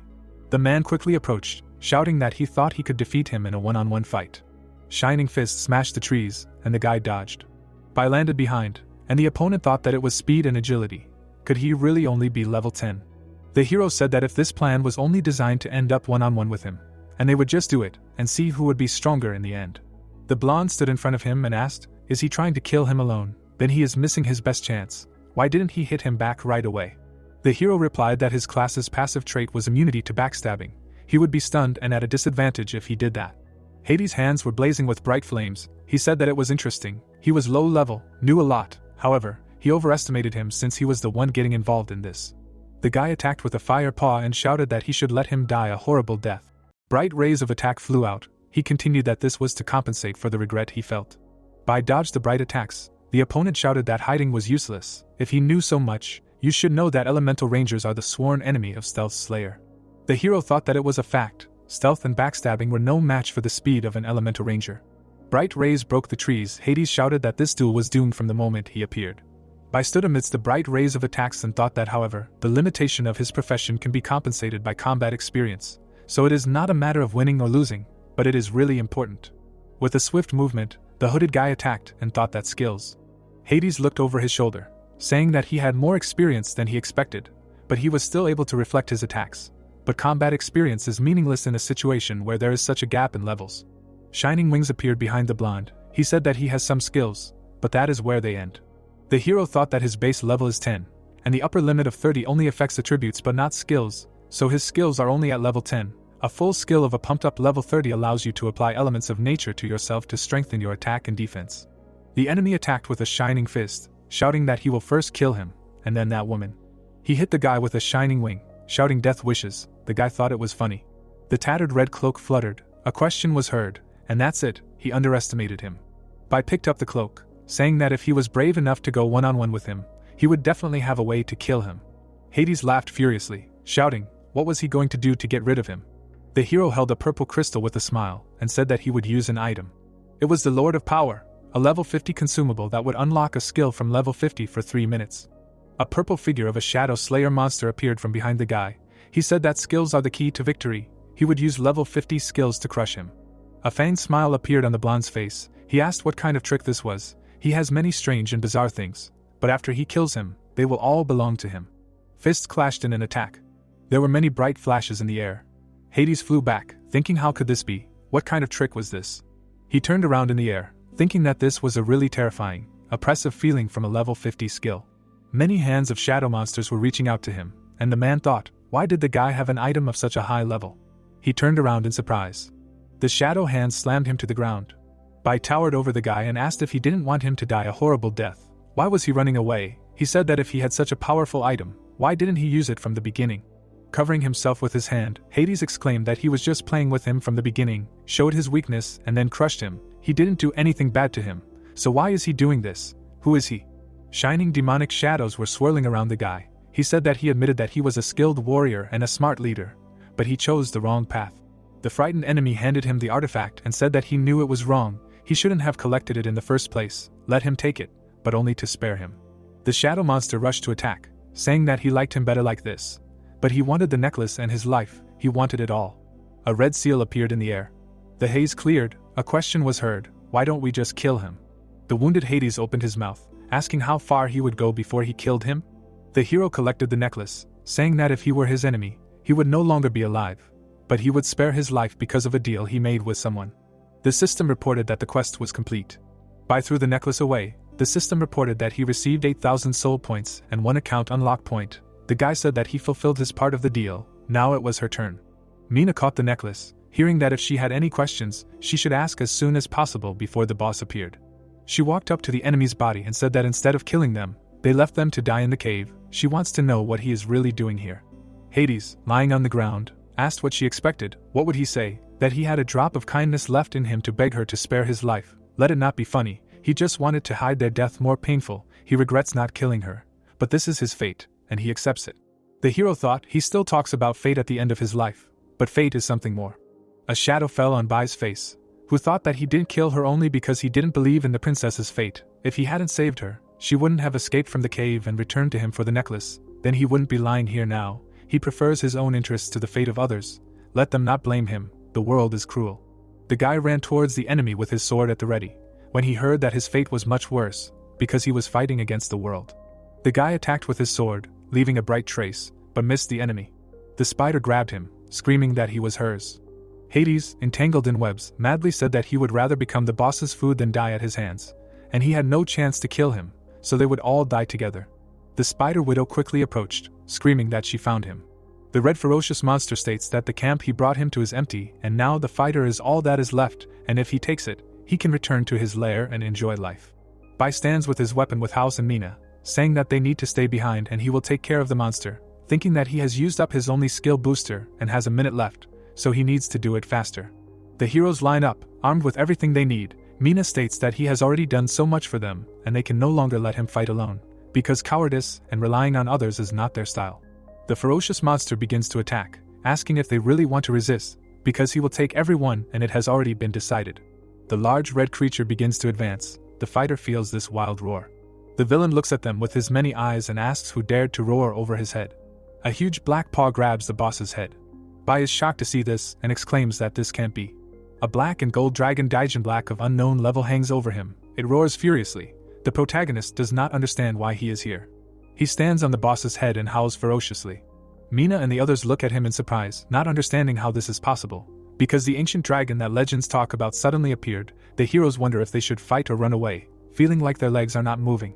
Bai raises his hand and orders everyone to stay put and not make any sudden movements, while realizing that this new scenario does not match the original, and they must find a way to fix it. Daijin Black furiously squeezes his claws on the red monster's neck. At this moment he asks what kind of stupid bird is this and why he hasn't seen it before, because not only did it invade his territory, but he also stepped on his head, demanding that he retreat, or he will suck him dry. The ancient dragon lets go. The monster exclaims that he was scared after all and is afraid of death. Daijin Black takes the red boss in his mouth in one motion. With an effort, he splits the villain into pieces. The protagonist stands furiously under the rain of blood. It is said that in the game there was racial segregation between the species of wild animals, ignoring class and racial differences, and thanks to the widow, he was able to calm down and remember the information about this black dragon. He calmly clenches his mouth. Blood flows out. Bai thinks that his real name should sound like the guardian dragon Daijin Black. The picture shows him and dragons of a different color. The protagonist realizes that this was one of the 3 creatures that guarded the soul of the world. In addition to the male black dragon, there are 2 more females in red and blue. All of them are legendary and powerful, and since the soul of the world was destroyed by the destruction of the royal castle, the black dragon itself was last seen in the first battle of shooting stars.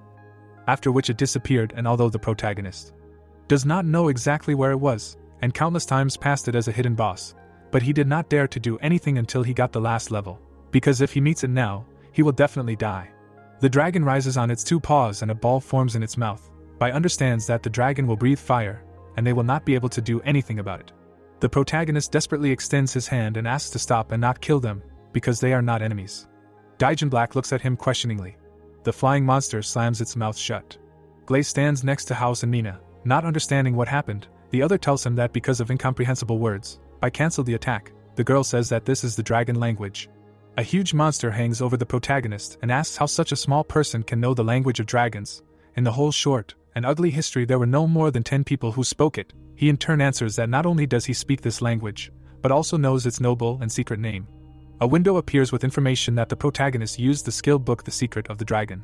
The frame shows the characteristics of the item. The description sounds like, listen to the whispers and teachings of the dragon and reaching the perfect resonance often, you will gradually begin to understand and sound like him. Then it says that you need to use the skill book to learn the language of dragons.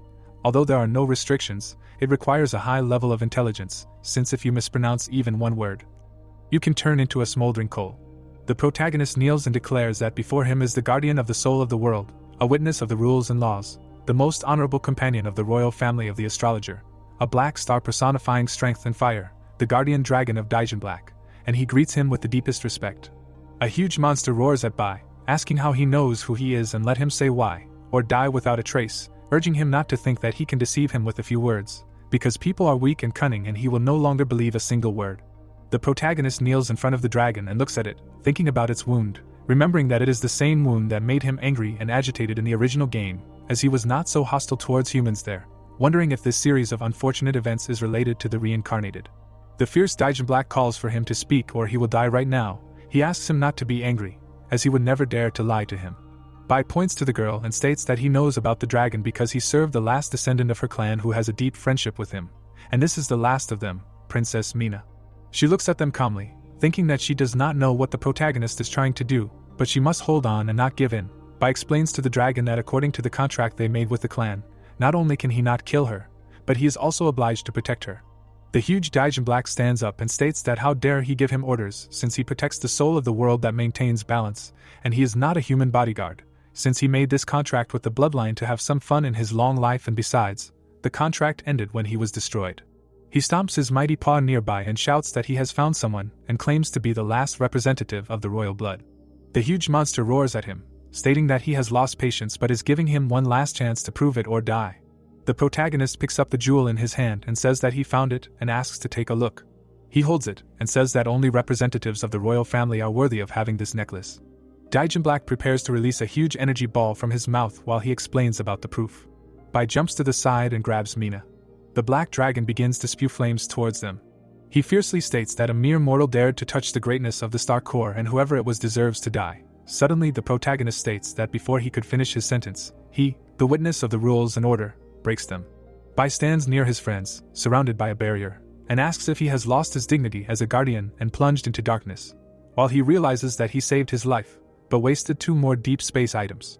The fierce dragon opens his mouth and states that he can withstand his breath. He has already seen this in the War of the Fallen Star, noting that a man could withstand once, but cannot withstand twice. The protagonist looks ahead, puzzled, not understanding what the way out of this impasse could be, to unlock a new account, but even if he unlocks 25% of the inventory again, there are very few items that can deal with the ancient dragon, and the blood dragon equipment and dragon bone sword that he unlocked earlier could save his life, but he is too weak for this. The guy looks at Mina and says that there is only one way out of this situation, but this decision will bring her great pain and suffering. The princess replies that it is necessary to just do it, and as long as they can survive, she will endure any pain. Suddenly, he hits her on the head and says that this is the only way they can stay alive. House looks at this in shock and does not understand what he is doing. He asks to just watch. The protagonist screams that he should not let anyone know about this. He exclaims in response what he is doing. The protagonist raises his blade. House demands that this be stopped immediately. He stabs her chest, confident that there is no need to worry, as he uses the most precise techniques to reduce the pain. He touches her organs. Bai sits in front of the lying princess. He drips blood onto the necklace. The fierce dragon spews flames, screaming that it is time for him to die. The dragon attacks the heroes. Everything around is on fire. It releases streams of flame at the enemies. He suddenly realizes that this is an aura and this cannot be, not understanding how it can be him, the man he will never forget. In front of him, a warrior in armor stands furiously, who calls himself the first king of the country Manatilus. He stands with a huge sword and shield. The dragon states that he died hundreds of years ago, wondering why he came back to life, realizing that this cannot be and this is an illusion. The protagonist holds the princess in his arms and invites the dragon to check for himself how real this illusion is. Daijin Black opens his mouth, starting to gain energy, and calls them pathetic people. How many times they fought to the death, but this is the last time. He attacks them, promising that he will not leave even dust from them. A very bright flash occurs. The fierce dragon looks forward and says that this final blow will melt even the hardest steel, and the opponent must have used visions of the king to provoke him. The shocked dragon hears that he is not sleeping and just needs to open his eyes wider. Manatilus on fire demands to look more closely. He walks forward with mighty legs. The huge warrior furiously walks forward. The dragon understands that this is not a mirage, and this is really the true power of Manatilus. But he saw death with his own eyes and did not know that the core of the star hides such power. The warrior runs to attack the enemy, who thinks that this is completely impossible. Manatilus strikes with his sword. Daijin Black wonders if the girl is really the descendant of the first king. The dragon goes on the attack, stating that if he can't kill him, he will finish off his descendants. Daijin Black hits him with his tail. The protagonist wonders if this is a deflection, explaining that a deflection is when the opponent is about to strike. One must use skills to deflect the attack and make the opponent freeze for a short period of time, greatly increasing the power of the next attack.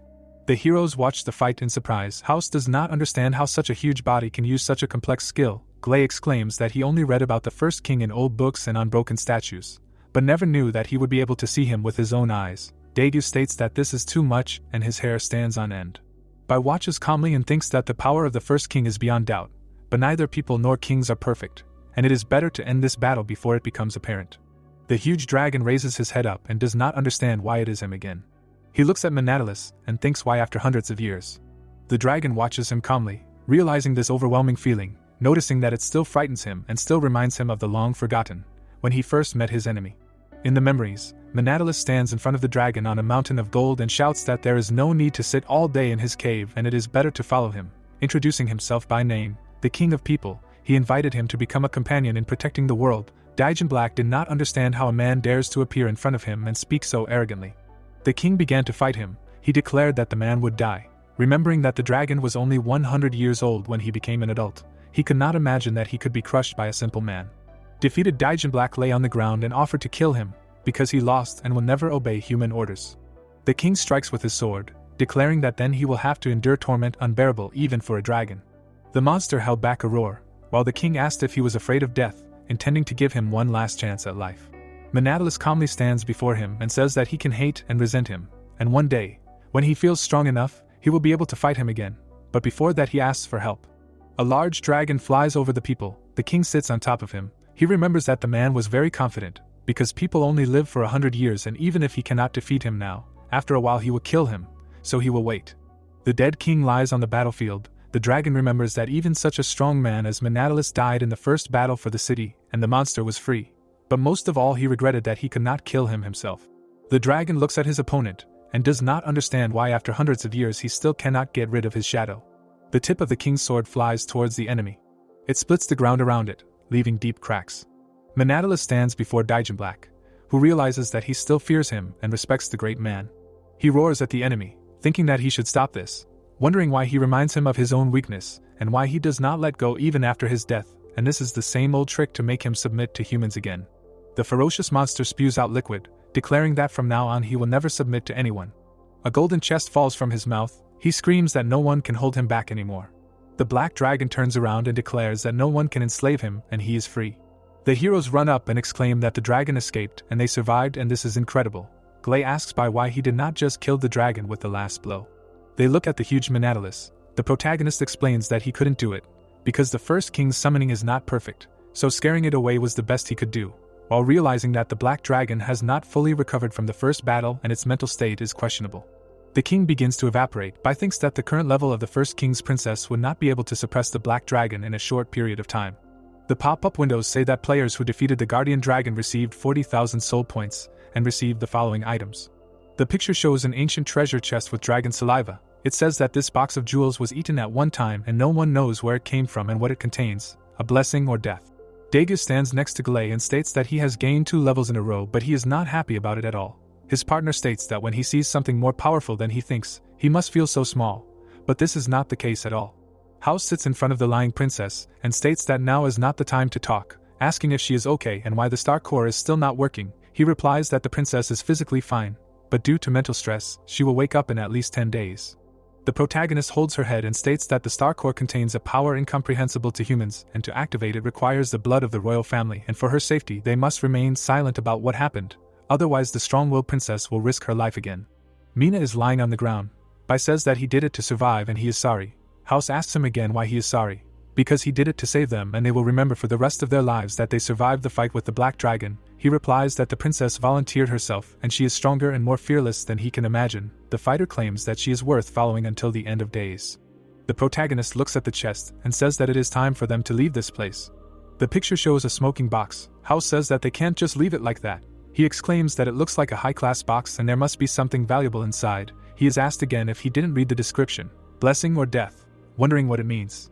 The protagonist looks at it and states that it could be a trap, while thinking that it never appeared in the original game, not understanding what could be inside.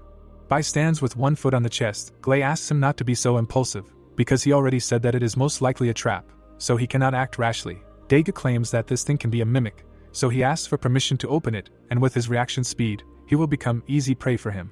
The picture shows a ferocious chest with fangs. The protagonist of course knows about them. It is a special kind of slimy monster that lives in chests, and they attract adventurers obsessed with treasure, and then devour them whole. The body of the mage lies inside the box. It is said that they usually appear in ruins or at the end of labyrinths. He has been killed many times when exploring new games, and although he has never encountered such a chest before, he assumes that. Glay and Daga are standing behind the guy. He asks him to be careful, and when he counts to 3 he will open it alone. The protagonist deftly kicks the lid. The partner states that he is not following the plan again. A huge wave of gold rushes up. Glay does not understand what it is. Dagu exclaims that the gold coins are bursting out like a fountain and now they are rich. Bai says that apparently his judgment was correct and the description of the chest was only to prevent theft. A real mimic would not have a description. A pop-up window says that they opened the chest and received ancient coins minted in honor of the coronation of King Manatilus. The protagonist is surprised that they are worth a fortune. The picture shows a key. It says that it is from the Dungeon of Exile. It can open the door to a hidden dungeon in the lands of exile. The frame shows a map. It says the coordinates of the Dungeon of Exile. It explains that after many difficulties he finally found the location of the dungeon. Unfortunately he was close to death and this map should be buried with him. The protagonist realizes that this dungeon never appeared in the original game, and it seems very dangerous. He will explore it when he becomes stronger. The frame shows a green object. It says that it is a summoning bell. It explains that by applying the ashes of a specific character to the object, you can summon his spirit to fight for everyone when it rings. Glay holds a coin near her partner lying on the money and states that these are truly the coins of the first king, because one of them can be exchanged for 50 ordinary ones. Daegu exclaims that these coins will drown him. The protagonist stands in front of them and says that he can take these coins but the rest of the items are his. But he needs to be careful not to get caught again. House exclaims that it is unfair to Bai, as he contributed the most in the last battles, so they do not mind if he takes a larger share, wondering why he is giving them all the money. Bai says with a smile that giving it to him does not mean that he does not want it, it is just that he is putting his share into his cause of rebuilding the kingdom, and he hopes to get even more when they rebuild it together. House smirks and extends his hand and states that he needs to reconsider his opinion of him, as not only is he a brave and brilliant warrior, but also a shrewd and honest businessman, noting that the fighter is accepting his investment on behalf of the princess, and if she were conscious right now, she would gladly agree to it as well. The protagonist shakes his hand and says that he thinks so too. Glay states that they are now truly allies, asking what Bai's plans are and if he will go with them, since they will continue with their original plan. The girl is lying on a sheet. It is said that they intended to hire a group of mercenaries and then seek refuge with the Baron, since the princess is weak and this is their only option. Baron Robbie appears in the frame. Bai is sure that he knows him well, since he is a famous nobleman of the Elma Principality, rich and well-connected with mixed personality traits. His family prospered thanks to the favor of the royal family, so he has no enmity towards Princess Mina. He can really provide a good, discreet hideout. The protagonist turns around and states that he is heading to ancient Anka and will not go with them. They ask him again, saying that they remember seeing it on the map and there is this small village nearby. Glay stands near House and asks why they are going to such an insignificant village, who in turn asks not to pester the protagonist, because he must have his own plans.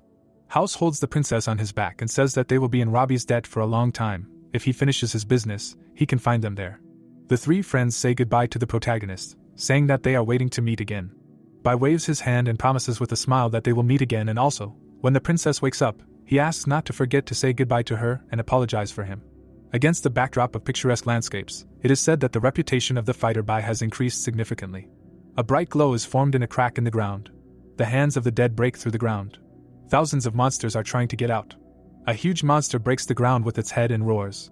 The window says it's a screaming cave with a level of 20 to 30 and 100% exploration progress. He remembers that the first chapter of the original game included 3 maps. When they all reached 100% progress, the village chief would give the final quest reward, but now the order of receiving is completely different. The picture says a burnt jungle for levels 10 to 20, with an exploration percentage of 90. He explains that Throne of Souls is an open-world game. He can skip the quest and the progress of the starting village, but as a high-level player with all the achievements, he cannot stand unlit maps and incomplete quest progress. In the background of a beautiful village, it says Anka's captain with a level of 1 to 10 and 0 exploration progress. He realizes that since he was reborn in this world, he has not had time to think and plan his future, and this village is the perfect place to do it. The villagers are dancing and drinking happily around the fire. It is said that the village is poor but relatively safe and harmonious. The people are positive and optimistic, rare human warmth in the post-apocalyptic world. The frame shows a happy old man Anka chief. Bai thinks that all this is thanks to him, because he manages the village well and guides the newcomers and can be trusted. The frame shows the red moon. The protagonist feels that something is wrong. Bai walks through the darkened forest and feels that something is wrong with the environment, because there are no sounds of insects or birds, not even the usual noise of the villagers gathered around the fire at night. The protagonist continues his way among the red trees. He thinks that the road leading to the village is more abandoned and destroyed than he even remembers. Bai suddenly hears someone scream. He turns around and is puzzled to realize that something happened in the village. He starts running against the background of the red moon and declares that he needs to quickly find out what happened. At night, in the middle of a dark forest, someone is reading strange prayers. Priests surrounded a tied man. One of them asks why he ran away, because he left his parents, and he needs to give up fear and accept ascension, his ideal purpose. He groans in pain. His mouth is taped, his arms and legs are shackled. He tries to scream. The man in the suit points his finger and says that the time has come and it is time to begin. His partner at this time agrees with him. They try to hold the frightened man. One of the priests holds a container in his hands. They pour a white liquid on the hero's stomach. An unknown insect sits on top. It begins to growl fiercely. The frightened man looks down and sees a small monster on his body. At this time the unknown continued to pray. The insect furiously bites into the flesh of the poor fellow. He tries to scream in pain. His veins swell, his eyes turn red. A blade flies rapidly through space. He stabs an insect that is eating the flesh of a tied-up man. The impaled monster flies away. The priests turn around in surprise, not understanding who is here. The protagonist stands with a knife and declares that he should be the one asking who he is. wondering what exactly happened in Anka. The priests stand around the man and shout that the sacred insect has been killed and this is absolutely unforgivable. One of them holds the monster and furiously shouts that the supreme crystallization of the sacred star of the insect's mother was destroyed and this is his sin. The other replies that it was not him. It was that damned stranger, the blasphemer, and he is an unforgivable sinner. Bai looks ahead and thinks that there was no mention of any of this in the game. But such creatures did exist, they just never appeared in the starting village. The cloaked men fly to attack. Someone orders them to kill the protagonist and use his body to incubate the gift. Bai deftly dodges the blades. With one blow, he cuts down two at once. Their masks fly off and the protagonist sees tattoos, realizing that this is really it. Bai turns around and realizes that his old lair must be very far from here, and since it appeared here, it means that there is a reviver in the village. The man in the cloak holds an insect with a mad look and shouts that the rival does not think that this is the end, because the powerful gift exceeds his imagination and understanding. The priest forms bright rings around himself and prepares to attack the rival. The bodies of the killed assistants begin to revive behind Bai. They rise from the dead, various limbs crawl out of them. The protagonist realizes that this familiar transformation occurs because of the very thing, namely, the parasite of deep space spread. The converted monsters begin to growl furiously at the protagonist. The priest exclaims that this is the true form of ascended people and it is so beautiful and strong. A crazed fan holds an insect on a string and declares that it dared to stop the glorious ritual and therefore must die. Mutated humans spew powdered neurotoxins from their mouths, a signature-spreading ability. The protagonist shields himself with his cloak from the attack, realizing that when inhaled, they cause powerful hallucinations, leading to rapid deterioration of both body and mind. The protagonist turns around and sees the paws of a monster. The ferocious mutants attack. The priest screams at him to stop his futile resistance, because the more he fights, the more he suffers and he should just accept his fate. Something happens above their heads. The hero, in armor and with two blades, flies at them, asking who their leader is. The mutated humans begin to hiss. The fighter cuts them, asking if they really do not want to talk.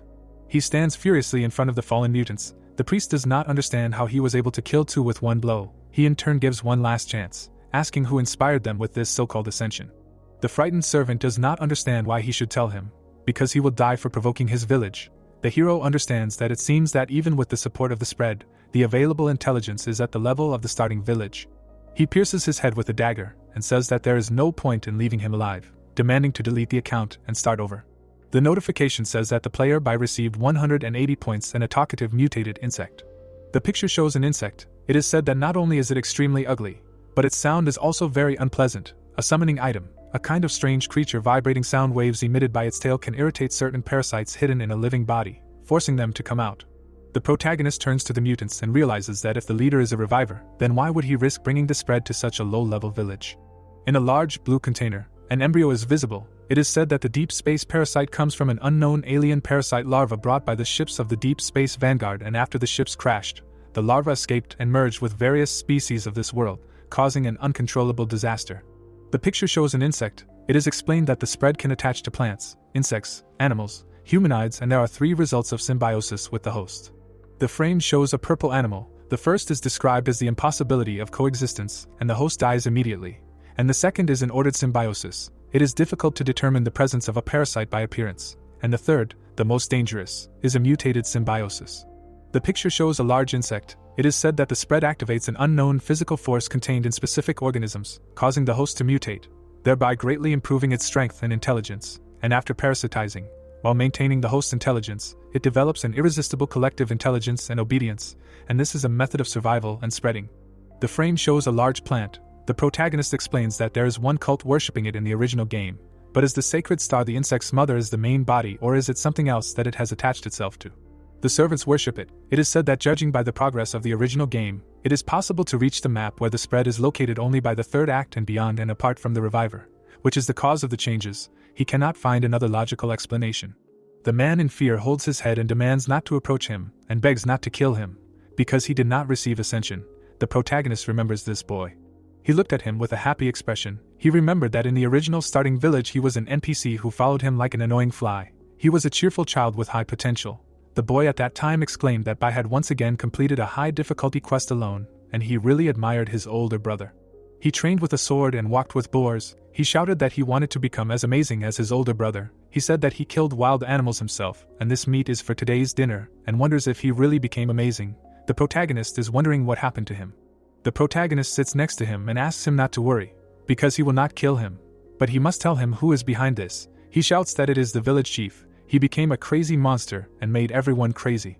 The boy, horrified, states that everyone who resisted him was either killed or sent to the dungeon to await their death, noting that his mother is there, and he managed to escape with great difficulty to call for help.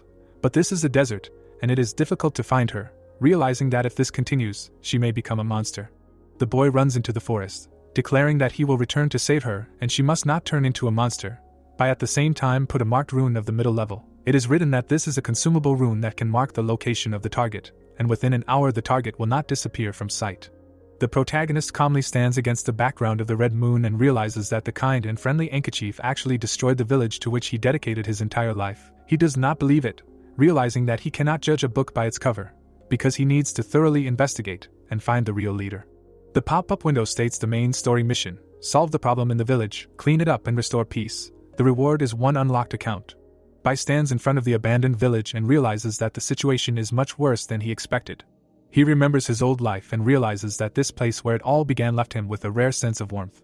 Now, in place of the fires and the dance floor, skeletons and unknown cult flags are visible. The main character in armor declares that he will not let him plunge into darkness. In the room, someone is indignant why he cannot break this castle. The sword hits the chains. The boy with the bloody hand does not understand why he is so weak, because if he cannot even break it, then how will he save everyone? The mother in the cage asks him to forget about them, because they can no longer be saved, but he still has hope and needs to run as far as possible from this hell and never return. He in turn does not agree. The boy furiously declares that he cannot abandon them and will definitely save them all. He swings his sword, realizing that he will do it even if he has to sacrifice himself. His blade is stopped by a hand. Bai stands in front of him and declares that this castle is enchanted with magic and it is useless to continue breaking it, because if he wants to save them, it is better to listen and follow his instructions. The boy will recognize him. He closes the door with himself and asks why he is here, suspecting that the protagonist wants to destroy everyone in the village, shouting that he should leave this place as soon as possible, because no one who came to the village came out alive. Bai throws away the sword and thinks that the Alina Principality knew what was happening and sent someone. He declares that he has nothing to do with them, and one can say that he is just a passerby who returned to his native place, who could not ignore the anomaly in front of his eyes. The boy asks again why he did not see him before. Bai looms over him and says that it doesn't matter and there is no time to waste, asking him to tell him where the gathering place of the mutated humanoid insects is. He shouts that he means the exalted people, saying that their gathering place is somewhere under the village, but he does not know the exact location. Bai looks at him and asks again if he really does not know, because then the situation becomes complicated and even if he lets everyone leave, they will not be able to survive for long. The boy exclaims what should they do, begging him to save them. The protagonist stands in front of the shocked boy and states that the only way is to use him as bait to lure them out and let them take him to the shelter. The mother behind the door fearfully states that those who were taken never return and this place is an evil abyss. She turns to Bai and begs him to forget about them and run with his son, because he is still so young and should not die in this hell. The boy confidently shouts that he will do it, because he has seen what he can do and believes in him. Bai thinks that his tenacity has not changed even in this hell. The protagonist confidently turns around and says that his performance will determine the fate of everyone and he needs to act according to the instructions. The boy takes the sword and agrees. The priest leads him to the dungeon and asks why he is here and where are the people he sent for him. Deer angrily asks Dinah how he did not ascend and why he continues to reject the goodwill of Anka chief. Because he had high hopes for him, he objects that he actually destroyed the entire village. The tentacles reach out to the boy, who shouts that he does not care about his goodwill. Deer states that the soul will never ascend if it is tied to a weak body and it was the village chief who gave them new life and hope for the future. The villain wraps his tentacles around the boy's body and screams that he has been disobedient and stubborn since childhood, and he really does not understand why Anka chief values him so much. The mother screams for him to stop, claiming that this is his son, not understanding why he is doing this to him. Dinah gasps and claims that his father is a demon and a monster. Deer orders him to be taken to the underground altar, where he will personally perform the ascension ritual. The villain calmly speaks of the glory of holy mercy, because it will not be long before their family is reunited and will be together forever. The monsters lead him through the ruins. They walk through the dungeon. The villain asks if there is any news about the 3 people he sent earlier. The subject replies that they have already sent fighters to search. They surround the boy and Deer calls Dinah a complete disappointment since childhood. But it does not matter, because once he accepts ascension, he will evolve and become a good son, which he acknowledges. The boy lies on the altar and states that he does not need his recognition, because he was never a good father, naming alcoholism, domestic violence, and now he helps Anka chief in harming the entire village. He replies that this is why it is necessary to ascend, because the holy star will help them become better organisms. The villain and his wards are surprised by something. Deer with an angry look states that not only the 3 people he sent were killed, but the holy insect too. He screams in rage why his son continues to disappoint him, because they could not protect the holy insect and sinned. The tentacled villain says that Dinah does not have the ability to do this, demanding to know who killed them. The boy screams that he does not know. Deer screams in rage why his son continues to go against his wishes and why he lies, threatening to break his arms and legs and let him suffer before the ascension begins. Dinah screams in fear that if he must do this, let Anka do it for him. The surprised villain sees that someone must enter and allows it to happen. Dinah, scared, with a weapon around his neck, wonders if he did it. Behind the huge doors, roots and a bright glow are visible. He is sure that behind that door is the source of all suffering. Dinah lies face down. Anka asks him if he knows why he chose him out of all the inhabitants. The old man stands in front of him and explains that the boy is full of energy, unique and different from the rest, and he is worthy of inheriting all his intentions. Anka says with a serious expression that he is still young and probably does not understand why he is doing all this for the village, but assures that he will understand soon, and before the ritual he can reveal to him something that no one knows. Workers drag human bodies in bags. He asks if the boy remembers the epidemic that happened a couple of years ago, when almost half of the inhabitants died. The head of the village and other survivors looked at a huge fire, and he realized how fragile people are. He cried at that moment, and remembers that he was helpless then, and could do nothing but regret until the one who rekindled the light appeared. A mysterious character in a purple cloak stands in the frame. He explains that the stranger not only cured the plague, but also brought hope, a larva of the sacred star womb. Anka calls the skeletons. He says that under his careful care the larva grew and gave them a chance for ascension. The village chief stands with a staff, his legs like an insect. He declares that he has ascended and his body has become too old to carry the sacred womb, so he is passing the responsibility to a boy, young and strong.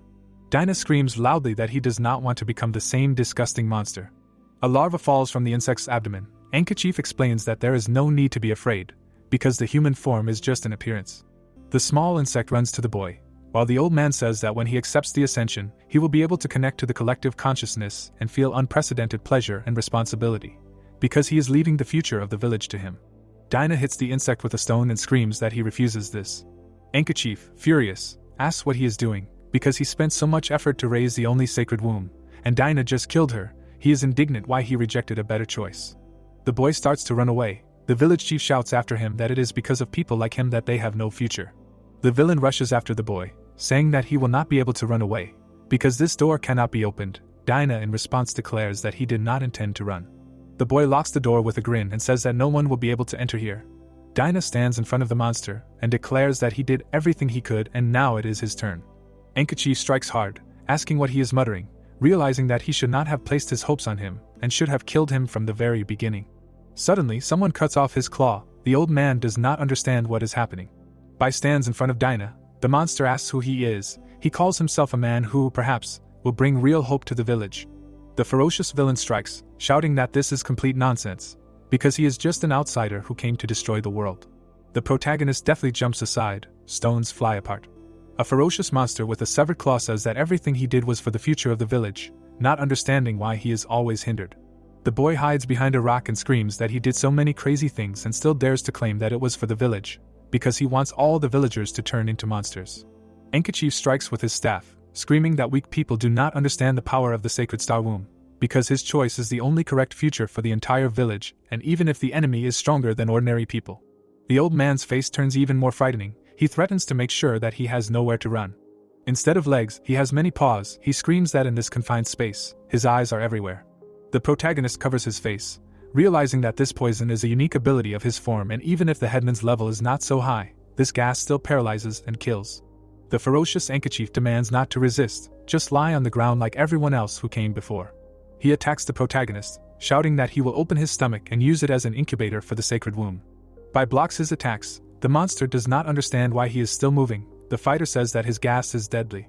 The protagonist holds on to the mask and says that it is not deadly for him. The description says about the Type 3 purification mask, which is a cosmic item that effectively isolates and purifies the air from viruses, and the higher the level of the mask, the longer it works. He understands that it is good that of all the items he has left, he has the necessary thing to fight the poisonous gas. Dinah in the Type 1 purification mask, he realizes that after putting it on, he immediately felt relief and the pain disappeared, and it is simply amazing. The rivals continue the battle. The old man does not understand why he is still moving, because his poison has never failed, asking how he can be immune to it. The protagonist with a serious look realizes that the headman has finally gone crazy and the man he knew before is no more. A memory appears with Anka chief and other residents and the lying by. The people demanded that the stranger at the gate be driven away, because he is dirty and ugly. But the headman ordered to take him to the village and give him something to eat. Because meeting a stranger in this wilderness is a rarity, and it is not worth leaving him to die, they object that they do not have extra food to share. The headman ordered to give his own portion. The cheerful old man sees a cart with wild boars and asks if he really brought so much meat to the village, saying that he gave them hope and energy, and the headman was not mistaken when he decided to help him. The old man sits on a hill near the protagonist and tells them that his ancestors have protected the village for centuries, but he is too weak to bear this burden, clarifying that perhaps these are his senile fantasies, but he would not like Bai to stay and continue to protect them. Anka chief bids him farewell with a kind look, asking him not to pay attention to his previous words, because a real man should strive for great things, and he cannot be locked within these boundaries. The old man tells him to go, because the world is big and he has the power to soar above it, but his only request is that he, becoming stronger, sometimes remember the small place where it all began. The protagonist furiously cuts the monster's flesh, realizing that he can now see him off on his final journey. After a strong blow, the monster screams that he cannot die now, because no one can protect the village. The almost killed old man declares that he still cannot. The protagonist in armor and with two blades says that he has already sacrificed everything for the village, and it is time to rest. The monster takes his leg and says that he does not understand him, and there is no need to pretend. A bright glow is visible on the old man's forehead. The protagonist also feels it. Memories of the adventures of Bai and Anka chief arise. A stranger in a golden mask and a purple cloak asks if he is really afraid, because his relatives and half of the locals have already died from the plague and he has nothing to fear anymore. Human warmth is too weak, but this holy insect can change the fate of everyone, including him. The old man lies on the altar. He declares that he does not believe the words of the reviver, but this is the only way and he will take the risk. But if the so-called rite does not go well, he will end it without hesitation. Anka chief raises his hands and screams that it hurts. The guy in the mask answers that the first stages of ascension bring unbearable pain, but as soon as he endures it, he will feel incomparable happiness and strength. The protagonist holds his head and understands that his consciousness has momentarily connected with the headman, which means that it is all because of that reviver. The old man at this time declares that the guy apparently does not understand anything. He lies on the ground and claims that all destinies have a past, and unfortunately, the world has already completely changed. He inflicts damage on himself, saying that if he is not destined to change the future of the village, then for the sake of the previous relations. The old man looks at the protagonist and asks if he can protect her. A purple crystal is visible in front of Bai. Anka chief's health is at 0. A notification appears that the player Bai defeats the boss and 1800 soul points are received. The picture shows an old rusty key. It is written that it is kept by the village chief and can open a secret door. The frame shows the crystal of the holy insect. It is explained that it evolves from a living body into a crystal inside a human body. The exact result is unknown. The pop-up window says about the ashes of the evil village chief. It is explained that the village chief's anger left behind after his death has finally turned to ashes. Bai looks at the stone and realizes that he cannot accept his request yet, because it is in his power to ensure the safety of civilians, and completely destroy those who have mutated, and the new village may no longer have a future. A glow appears on the forehead of the protagonist. He feels the connection of consciousness again. He sees an image of a cave underground. Roots rush into the hole. He does not understand how such a huge underground cave could be in this deserted village. The crystal shines in front of the stranger. Bai talks about a fragment of the soul of the world, not understanding how such a large object could be there. The masked stranger says with a grin that the old man has finally died, asking if the protagonist wants to know his secrets. Because Bai is an unusual person, and if he is not afraid of death, then he needs to go. The protagonist looks ahead in surprise. He takes off his mask and realizes that in this case he definitely cannot miss the enemy. But the unconscious vision did not show the exact location of the person and the fragment. He wonders how he can look for them. Deer ran out to the ministers and says that the village elder was killed. It is necessary to ring the bells and gather everyone, because they must destroy the criminal. A huge bell rings loudly on the tower. Sound waves spread for kilometers. The character says that it looks like someone arrived in the village before them. The girl with black hair says that it does not matter who came first, because they can no longer be saved, and following the orders of the church, it is necessary to completely destroy the village, leaving no survivors. A group of women in suits look towards the village. They are the combat corps of the Rose Nuns. The girl sees monsters and calls them intruders. The monsters rush to attack. She gives the order not to let them approach the village. The heroine looks at them and realizes that they are mutated insects. She is not surprised that this smell is getting stronger, and that is why the people sent by the church never returned. The corps members skillfully fight the monsters. They use magic and firearms, among other things. The monster flies at the head of the corps. He shouts that their strength is not at all like that of the previous intruders, but they are not afraid. She in turn notices that he attacks, but does not run. She goes forward, calling red chains around herself and says that apparently, in addition to ignorant and fearless insects, secrets are kept here that they do not know about. The girl understands with a smile why this village is important to the church, because there must be deeper reasons. Against the background of the red moon, she wonders what secrets it hides. The protagonist stands by the purple cloak lying on the floor. He says that all the events that happened in the village are now clear and the village chief's family seem to have protected the village for generations, but in reality they were guarding a fragment of the world's soul buried underneath it, and due to their lack of knowledge they simply guarded it as a secret and an object of faith. Not realizing the enormous power hidden within it, and not knowing how to use it. The protagonist imagines the stranger with the insect and thinks that the reviver knew, because he not only accurately determined the location of the fragment, but was also able to use its power to strengthen and manipulate the inhabitants, and the system said that each reincarnated person has their own unique secrets and abilities, no matter what their specific abilities are. The fragment should never be given into the wrong hands. The picture shows a bright crystal. It is said that it is one of the 3 supreme treasures of this world. It contains a power that surpasses understanding and has no equal, not to mention that the large fragments it broke into became the basis for 8 countries. Even contaminated fragments the size of an ice cube can be worth a lot, and the higher the purity, the higher its value. And the volume of the fragment buried under the village is probably second only to those countries, and even if it is contaminated, it is definitely enough to create a huge city-state.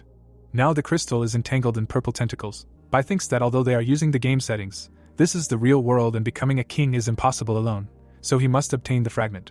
An excited boy stands next to him and states that he is amazing and truly wonderful because the village chief, the main culprit, is finally dead and now everyone can be saved. The fighter replies that this is not true, and even if the old man is dead, the people who have already mutated cannot return to normal, and if left they will harm even more innocent people, so they all need to be killed. Bai stands next to the enraged boy and states that this needs to be done, including his father, who does not understand how this can be because the main culprit is dead. The fighter replies that this world is so cruel that if he does not have the power to change it, he should just accept it. The unperturbed boy states that his mother always taught him that it is easier to live in the world by throwing away humanity. But they are people, not monsters, and must maintain it, and so even if this man has done so many terrible things, he is still the one who gave him life. Behind them, someone knocks on the door, shouting at Dinah to look at what he has done, because he dared to team up with strangers to kill the village chief, and this is his only chance to survive. The frightened boy hears that otherwise he and his mother will be killed and it is better to run faster. The boy lowers his gaze and says that he was very stupid, that he still had illusions about him. Dinah with a determined look asks the protagonist to allow him to give him the last blow to end his father's life, and he will repay him for his kindness with all his life. The protagonist looks at him and thinks that if earlier in the game the boy was just an NPC, now he is a real person with blood and flesh and full of humanity, and usually preserving it means having weaknesses, but he is not weak. The doors inside are open. The boy and the protagonist stand in front of the crowd. He shouts that he dare not harm his mother. The Tide woman calls him a stupid child, because she told him not to worry about her and run away. Deer notes that he simply cannot run away and advises him not to do anything stupid, otherwise he will kill her right now. Enraged, Dinah shouts not to touch her, because even without him, she is still his wife, asking if he really has no feelings for her at all. Deer calmly states that this is just a burden for people, and they have already risen and got rid of these base shackles long ago, adding that he can let them go with one but. Deer turns to Bai and says that he must give him the key that he took from the village elder, and there is no need to pretend to be a fool and think that if he killed the old man, he became the best, because Anka chief has long gone crazy, and they are completely different. The protagonist realizes that since he knows about the existence of the key, he should know how to use it, and you can turn it to your advantage. Bai, with a serious expression, says that he will give the key if he lets the people go. Deer pushes the woman, thereby agreeing to the deal.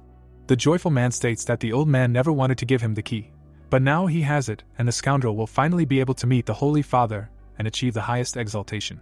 He turns around and smirks, saying that not only has he gotten rid of his feelings, but the words he says or the promises he makes are easily forgotten, and in the next life he should not trust people so easily. Deer walks away and gives orders to the enraged monsters to kill them. Bai smirks, saying that if he gave the key so easily, he can take it back just as easily. Sharp spikes pierce the monsters' bodies. They scream in pain. Surprised, Deer turns around and realizes that the man is very strong and is not at all like the ones who came to the village earlier, wondering if it was not by chance that he was able to kill the elder. He rushes away, realizing that he must be stopped, and even if he is so strong, he is only one, and they have numerical superiority. The ward runs towards Deer and shouts that it is terrible, because the village was attacked and they killed all the people.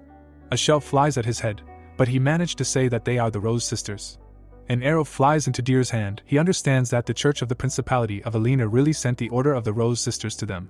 The girls go forward. The leader is surprised that commoners know their names, and this is very unexpected. Then he is interested in why they dare to openly engage in dark deeds and kill their people without regard for the church.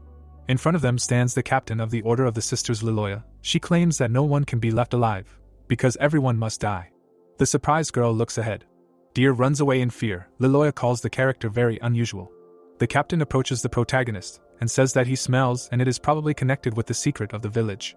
Bai listens silently and does not understand why these unbearable crazy women appeared here, assuming that taking possession of a fragment of the soul of the world will be more difficult than he thought.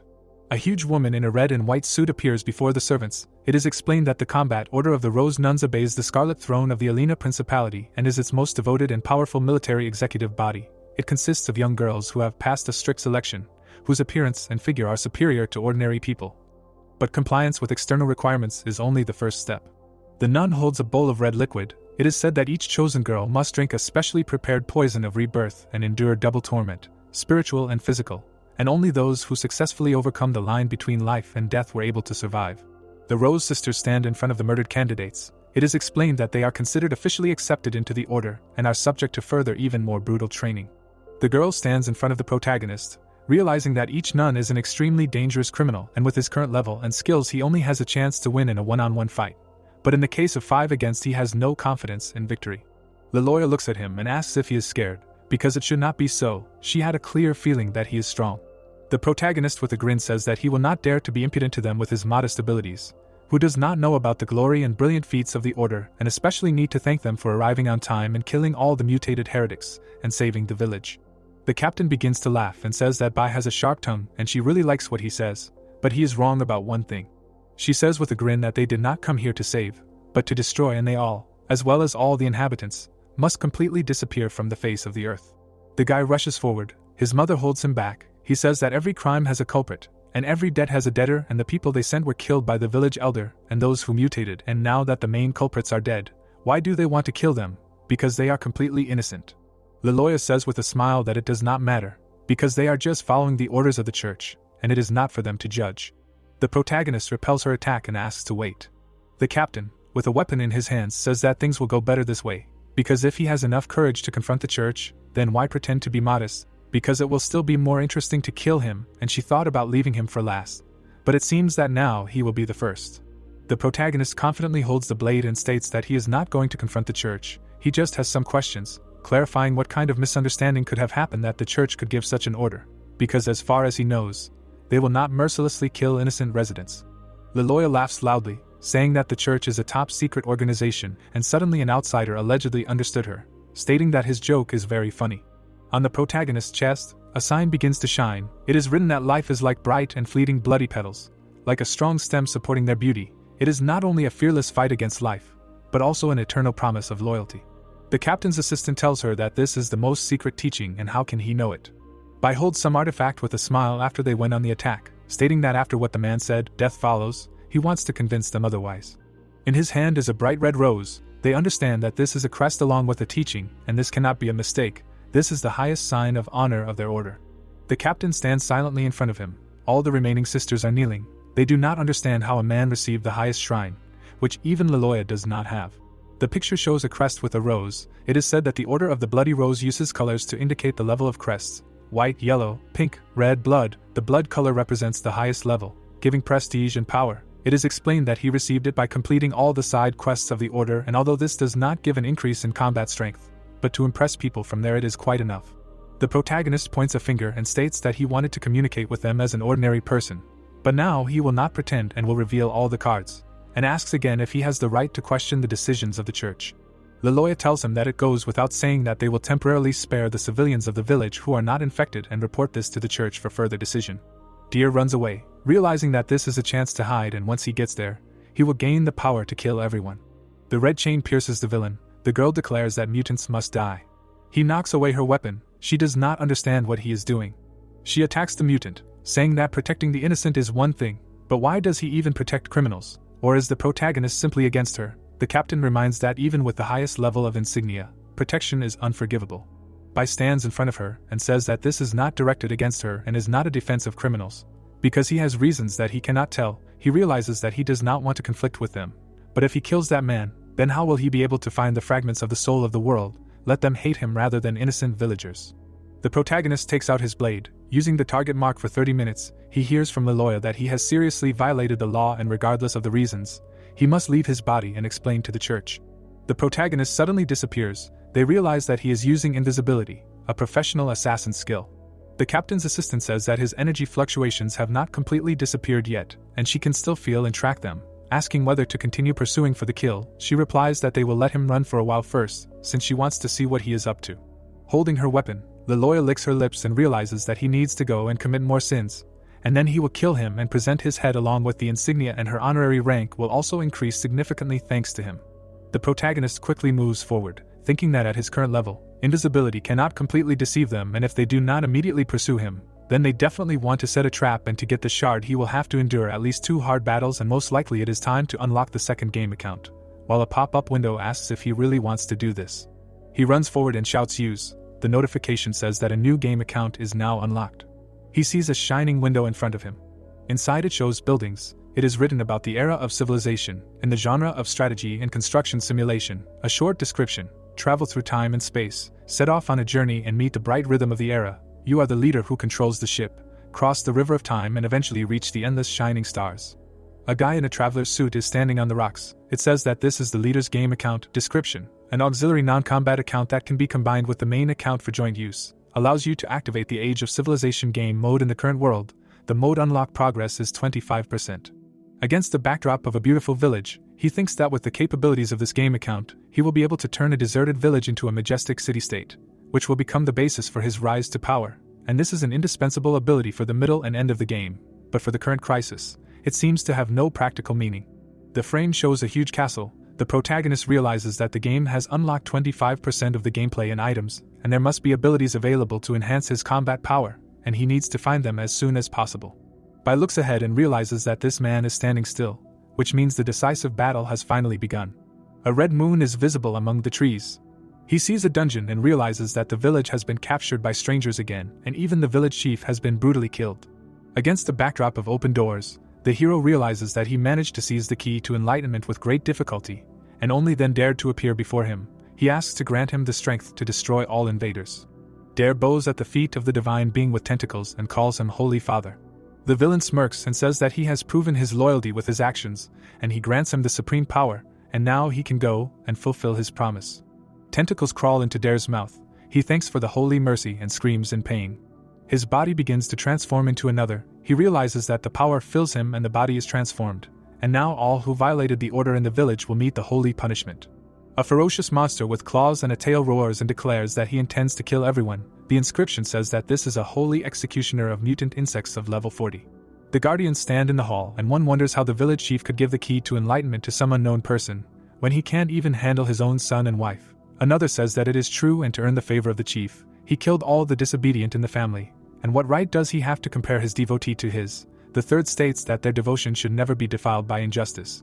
One of the guardians suggests that the others kill him and take the key, and in this way they too can earn the right to appear before the Holy Father. Tentacles burst out from behind the doors while the guardians want to receive full ascension. They grab each guardian by the head. The monster holds the guards and states that he used to suffer a lot at their hands. But now he is fully ascended and has a nearly invulnerable body, and no one can kill him anymore. The dying guards hear that they are only worthy of becoming food for strengthening. The ferocious monster laughs, saying that when he absorbs the remaining villagers he will be able to take revenge on the hero and the Rose sisters. He will definitely torture them so that they wish for death. Bai runs forward, saying that there is no need to bother, because he himself came to him to kill him. The monster asks how he found this place, but it is even better, because it will save him time. Claws fly towards the protagonist. The villain says that now it might be difficult for him to deal with the members of the order, but with such a small boy like him. He picks up Bai and claims that it will be easy to deal with him. The protagonist cuts his claws. The monster screams and considers it impossible. The villain goes on the attack, saying that it must be a coincidence that his level after full ascension is higher than the enemy, and he should have killed him. The monster hits with a paw with a call to die, but does not understand what is happening. The protagonist counterattacks and pierces him with his blades. The villain does not understand why the power he received for his loyalty cannot kill even a useless level 10. Bai realizes that his real level is 10 plus a hidden 30, and with top equipment, he can easily crush the enemy. The monster falls to the ground. The protagonist says that he promised Dinah that his life would be ended by his hands, so he will not kill him now. The monster screams in rage that this is a worthless son, and he has long wanted to kill them all with his own hands. Then he would not be in this situation. He screams that it would be better if his son was not born. The protagonist opens his eyes wide. In another world, he opens the door. Behind him a child calls him dad. He understands that he should not have come here and especially should not be tied up, and it would be better if she did not give birth to such a son. Bai calmly recalls that his father left home when he was only 5 years old, and has never returned since then, and all his memories have been erased. But only this phrase remains in his memory. He thinks that he needs to calm down, because what happened in his past life is no longer important. The protagonist leans against the wall, being sure that he cannot let the shortcomings and regrets from his past life become weaknesses in this one. He opens the doors. The monster lies on the ground and screams that the gates of the holy temple can only be opened with a key. But now the guy has already missed his best chance to get it, and can only stand still, or he will immediately break it.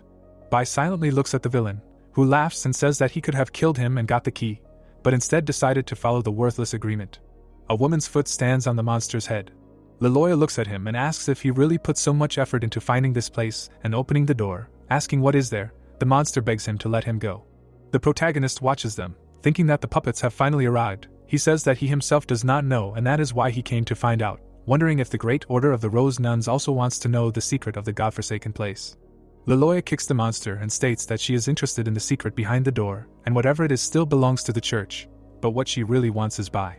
The protagonist looks at her and says that he is truly flattered, while realizing that the real consequences are not favor, but disaster. The monster with low health states that they do not even know what they will have to face, because the power of the Holy Father is something they will never understand, as well as this immortal body that he gave him. Dinah stands next to him with his sword and looks at the monster, who calls him his son and asks him to listen to his father. The boy tells him that he is not his son and that he does not have such a father. The monster at this point asks him to return the life and flesh that he gave him and to become a good son again. Dinah strikes hard with his sword, calling the monster to die. The monster considers him ignoble and asks if he really thinks he can kill him. The monster turns into green smoke and screams that it is impossible, because he was immortal. Then he calls the boy ungrateful. A pop-up window says about the rotten water of the river Styx, a poison made from rotten water. The longer it is applied to the weapon, the longer the effect lasts. Dinah has leveled up, stating that for the sake of his mother and the villagers he killed, that since he will become a parasite or an ungrateful son, he tells him to go to hell and accept the judgment and punishment he deserves, and he will join him soon. The enraged boy hears praise from Leloya, who did not expect that at such a young age he would have the courage to kill his own father. She looks at him with a smile and says that he just killed his father with his own hands, and the next second he got a promotion for it, and she is very interested in what he feels now, whether he likes the power he received for killing a loved one. The boy is silent.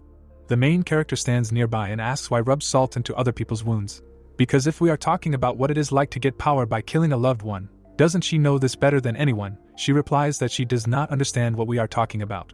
She holds her head and says that she is very sick. Memories arise in which a little girl sits in a cage and sees her sister. She took a torch, not understanding what these images are. The girl is standing in front of a large burning house. The assistant tugs Leloya and asks what's wrong with her. She replies that she just had some strange images in her head, but now everything is fine. The hero notes that these are all her real memories. It's just that after joining the Order of the Rose all her memories were forcibly erased. But she is special, and she has some fragments of memory that she doesn't even know about. Dinah abruptly runs back. The protagonist tells him that he fulfilled his promise, and now they need to leave, because it's very dangerous. The boy thanks him in response, and says that he will definitely repay him. The captain of the order with a grin claims that he did so much, and in the end his goal to open that door with the key turned out to be in vain, specifying what's inside. Bai with a smile declares that she has the key in her hands, and if she is curious, she can just open the door and look. But if they don't dare, they can give it to him and he will reveal the secret. Leloya asks about curiosity with a smile, saying that she does not care about it at all and is more interested in what she wants to get from there, warning that when opening the door you need to be careful with traps. The assistant replies that she checked everything and there are no traps and hidden mechanisms. She puts the key into the keyhole.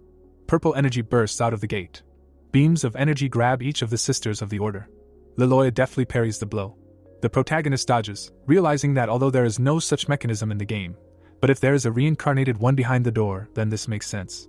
The sisters of the order look ahead in shock, not understanding why they are still alive when they were just killed. Someone says that this is the thirst for murder coming from behind the door. Leloya holds a red chain and says that something behind the door is warning them not to come closer, but the stronger the defense mechanism, the more valuable the thing inside is. She goes ahead saying that she has changed her mind and that what is inside has really piqued her curiosity. The protagonist follows them, realizing that this is why he brought everyone here, because everything behind the door is completely new and unknown and he must act with extreme caution. The frame shows a huge crystal. He understands that this is a fragment of the world's soul of such a scale that it can cause a war between countries. But why is it hidden in such an inconspicuous place? Because a treasure of this level should not belong to the church and must be immediately handed over to the queen. Leloya looks down and realizes that she can gain the highest glory, and this treasure is a reward from heaven for her loyalty. The pop-up window says the quest update: obtain ownership of the fragment of the world's soul. The reward is 1 account unlock point, and the account task, using the fragment of the world's soul as a starting point, gradually begin a new era of civilization. The protagonist looks questioningly and realizes that the final goal of this quest is not inferior in difficulty to the main line of becoming a king. He grabs the blade and realizes that now is not the time to study the quests, because a fierce battle is about to begin. Leloya sees a villain with many shining threads leading to him. He asks if the crystal is really beautiful because it is so powerful and attracts many moths. The inscription says that it is the boss of the Burgesses.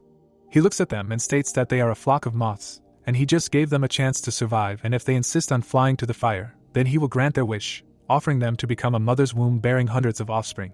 Leloya glances and says that even if he is cool, but only level 45 and under their attack he simply will not last even 30 seconds, so it is better not to act like a know-it-all with such an arrogant expression. At this moment the assistant states that something is wrong.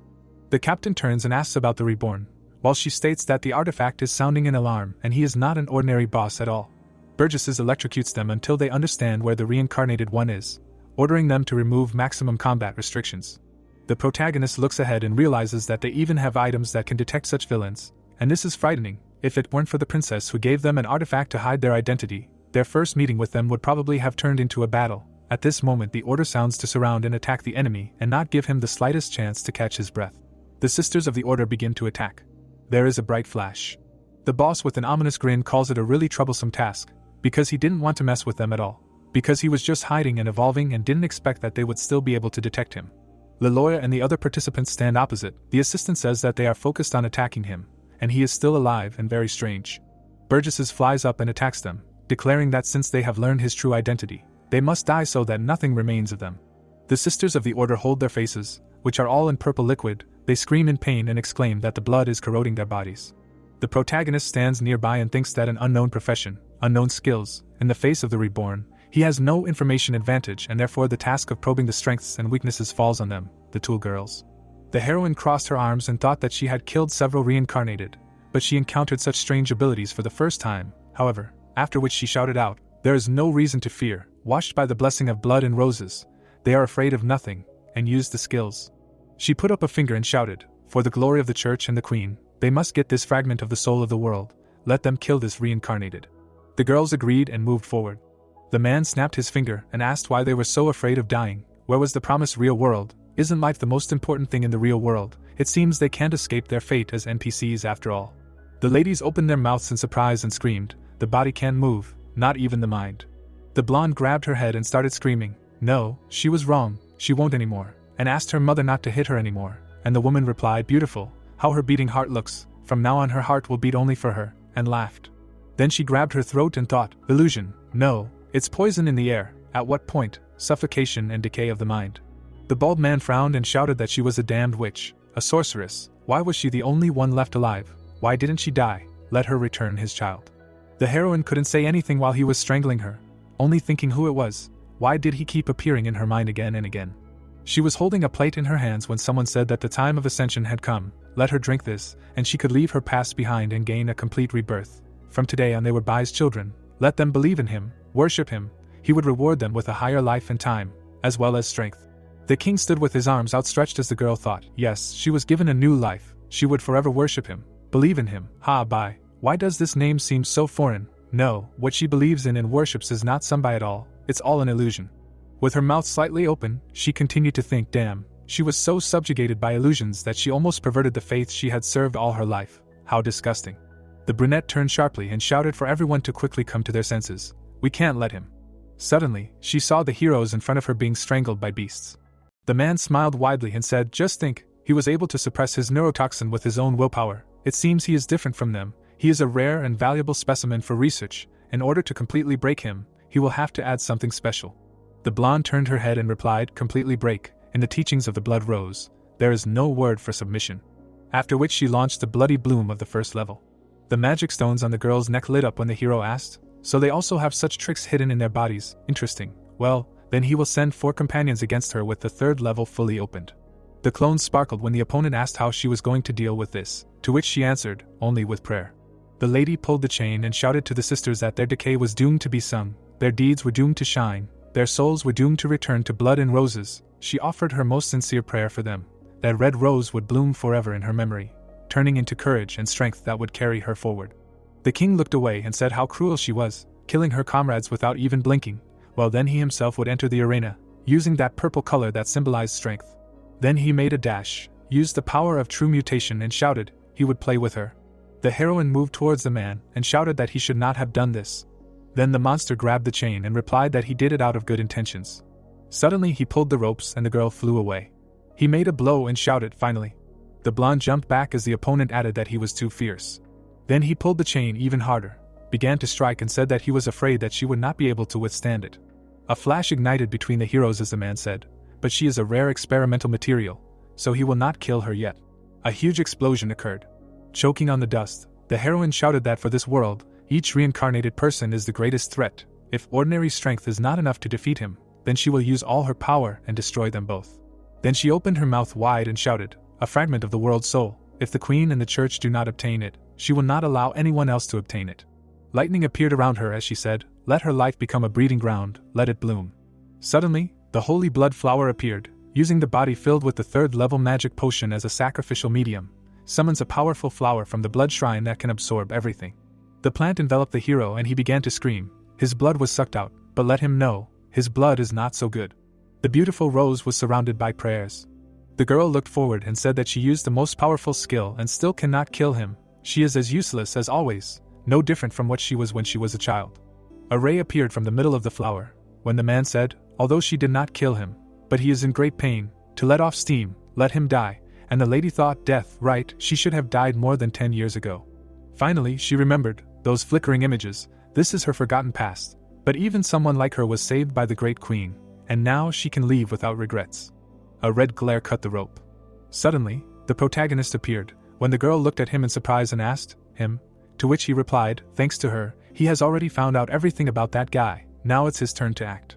The girl sat by the broken wall and heard the hero say that he had almost found out all the details about that guy. Her mission was perfect, she could retreat. Lilia looked at him in surprise, asking if he meant that she had lost 4 of her sisters just to pave the way for him. The 5 of them couldn't defeat him. What made him think that he could? Opposite him stood a purple monster, who said that another NPC who didn't know his place, he thought that he was just cannon fodder for the crowd, and he still dared to show himself. I looked at him resolutely, saying that he was indeed very strong, but his strength lies in his level and skills, not in his combat experience. Instead of fighting, he seemed to like hiding and developing secretly, engaging in intrigues, so if he encountered an experienced opponent, he would definitely lose. The enemy put out his claws, saying that instead of being cannon fodder, he began to study tactics. I wonder if he analyzed everything correctly. He struck with his claws, breaking the floor, and shouted that from where all this is an experienced opponent, so they must all die. The hero picked up Lilia in his arms. She asked, he is saving her, she does not need his help, even if he is so sure, the enemy is an insidious reincarnated.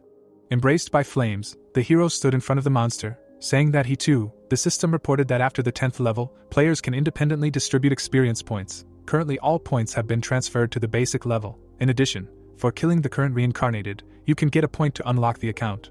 The enemy's question was heard, that he can independently control the level increase. Is he really reincarnated? The blonde looked at the guy in surprise, saying that she had not noticed his true nature at all. Even the warning device had not reacted. How did he manage to do that? The monster spread his arms, saying that it turned out that he was not an NPC. But the same as him, he could still hide his reincarnation nature. This is indeed a very worthy ability. Previously, the one with whom he was mentally connected, it turns out, was he decided that he had such a convenient ability. He found himself on the other side of the barricades from their camp of dark reincarnations. Bai leaned over, putting his hands with blades back, and clarified, the camp of dark reincarnations. It turns out that among the reincarnations there are opposing camps. He thought that this was a battle royale mode, where everyone is for himself. He heard the words of the enemy that he was too naive, He probably only recently reincarnated, he has no obligation to explain the rules to him. The monster thrust out his hand as he attacked, and said that considering their encounter, he could give him one hint for free. He only needed to kill him to obtain the unique ability. Bai rushed forward, thanking him for the explanation, and said that he was not interested in his ability. Lilia sat on the ground, thinking that it turned out that this special feeling was coming from his reincarnation essence. But this unique aura was different from normal reincarnations. What was really going on? A flash was generated from the strike of the level 45 Bugus. His job was an offshoot that arose from the fusion of a mage and hundreds of types of parasites. This job was already in the game, so he was confident in his actions. The opponent thrust out his fist, shouting that his so-called rich combat experience was just fleeing in panic. Many red rays surrounded him, saying that it could be just a little bit. The girl opened her mouth in surprise, thinking that the speed is incredible, even if the opponent is very strong. As long as he cannot hit him, he can gradually overcome him with his speed.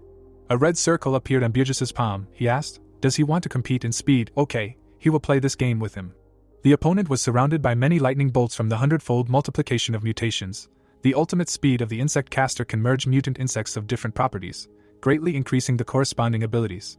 Surrounded by flames, the hero stood in front of him, hearing that now he will look where he will go. However, Bai managed to dodge the attack, surprising the opponent.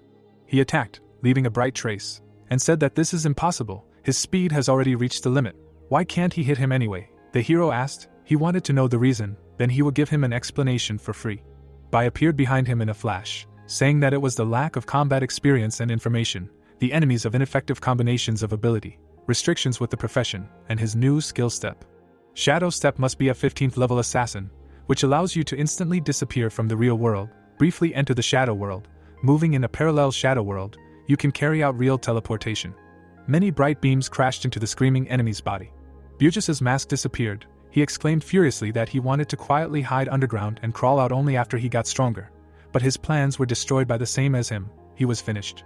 He clenched his fist, looking up furiously, and ordered his followers to gather and listen to the call of the Holy Father. He will grant them the highest life. Let them enjoy the absorption. Lilia covered her ears with her hands, thinking that it was painful. Her head was about to split. Was it because of the neurotoxin she was inhaling? Would she also turn into an ugly insect? The protagonist was surrounded by several purple figures, and words were heard. This is exactly how to use the insect summoner's abilities. Let him rely on tactics to wash away the enemy with numbers, then personally enter the battle to finish off. Bai held a green lantern, asking, however, who cannot summon servants? It was the soul summoning bell. It is necessary to put the ashes of a certain character on the bell. When it rings, it can summon the soul of that ashes to fight for him. The ashes of a hateful village chief who hates the one who deceived him. The hatred left behind by the village chief's death finally descended and turned into tangible ashes. The white-haired man held the weapon. The opponent was surprised, saying that the old man died. The village chief swung his scythe, shouting that he was an incorrigible sinner. The last thing he could do for them was to end the evil he had created. May his villagers rest in peace. The veins on Bugus's face stood out as he shouted angrily. Why did it seem like he could parry his blow? How much did he know that he didn't? Why was there such a big difference between them even though they were both reincarnated? He ran towards the ice crystal, shouting that he didn't want to be a loser anymore. He hadn't lost yet, he couldn't lose. He reached out to the crystal, saying that as long as he had the world's soul fragment, he wouldn't lose. There was a bright flash. The boy wondered if his consciousness had reconnected. Bugus stood among the flasks in a lab suit. This was him at 40, when he was a world-class etymologist. Bai wondered if this was his past life? Bugus grabbed the suited man's leg and pleaded with him, saying that he could take the patent and authorship but not to make him leave the lab. That was all he had. In his past life, he was a brilliant biologist and discovered a special substance in insects that could extend human life. This should have brought him fame and fortune, but in the end, he was betrayed by his business partner. The man lay in the rubble of the lab, told that since he had grown BB00, he was no longer of any value, and that he should not even think about going near the lab again, to take the money and leave. Bugus stood on the roof of a tall building. He was ready to give up everything, but he could not accept the fact that he would never see the perfect living being he had created again. He no longer had the motivation to live. Suddenly, an insect appeared on his shoulder, and he recognized BB00, asking, shouldn't he have been kept in the most secure underground lab? How did he escape? The insect's eyes glowed red. It was a special species that he had created through genetic engineering after spending many years and experiencing countless failures. There was an unknown power in its body. The man asked again, did he mean to say that he wanted to take revenge? The heroes surrounded by red rays were surrounded by the bodies of people and monsters. He laughed as he injected the liquid from the syringe into his neck, saying that he had been a weakling all his life. He didn't expect that being a villain would be so enjoyable. Bugus's body turned into a purple monster. He shouted for everyone to die, the damned world would perish. There was a bright spark in the darkness. The hero wondered if this connection of consciousness was accidental or inevitable, one way or two way. Could it be related to the strengthening of the world's soul fragments? The man was shocked when Bai appeared behind him, and thought that the reincarnated ones had too many secrets. The huge hand was surrounded by fiery swirls. The brunette said that this feeling of putting his life and death on the line reminded him of the final greatness of his past life. In the new life, there is no need to hide and slowly develop. One must live brightly and loudly. Even if he cannot return to human form, it does not matter, he is going to completely break free.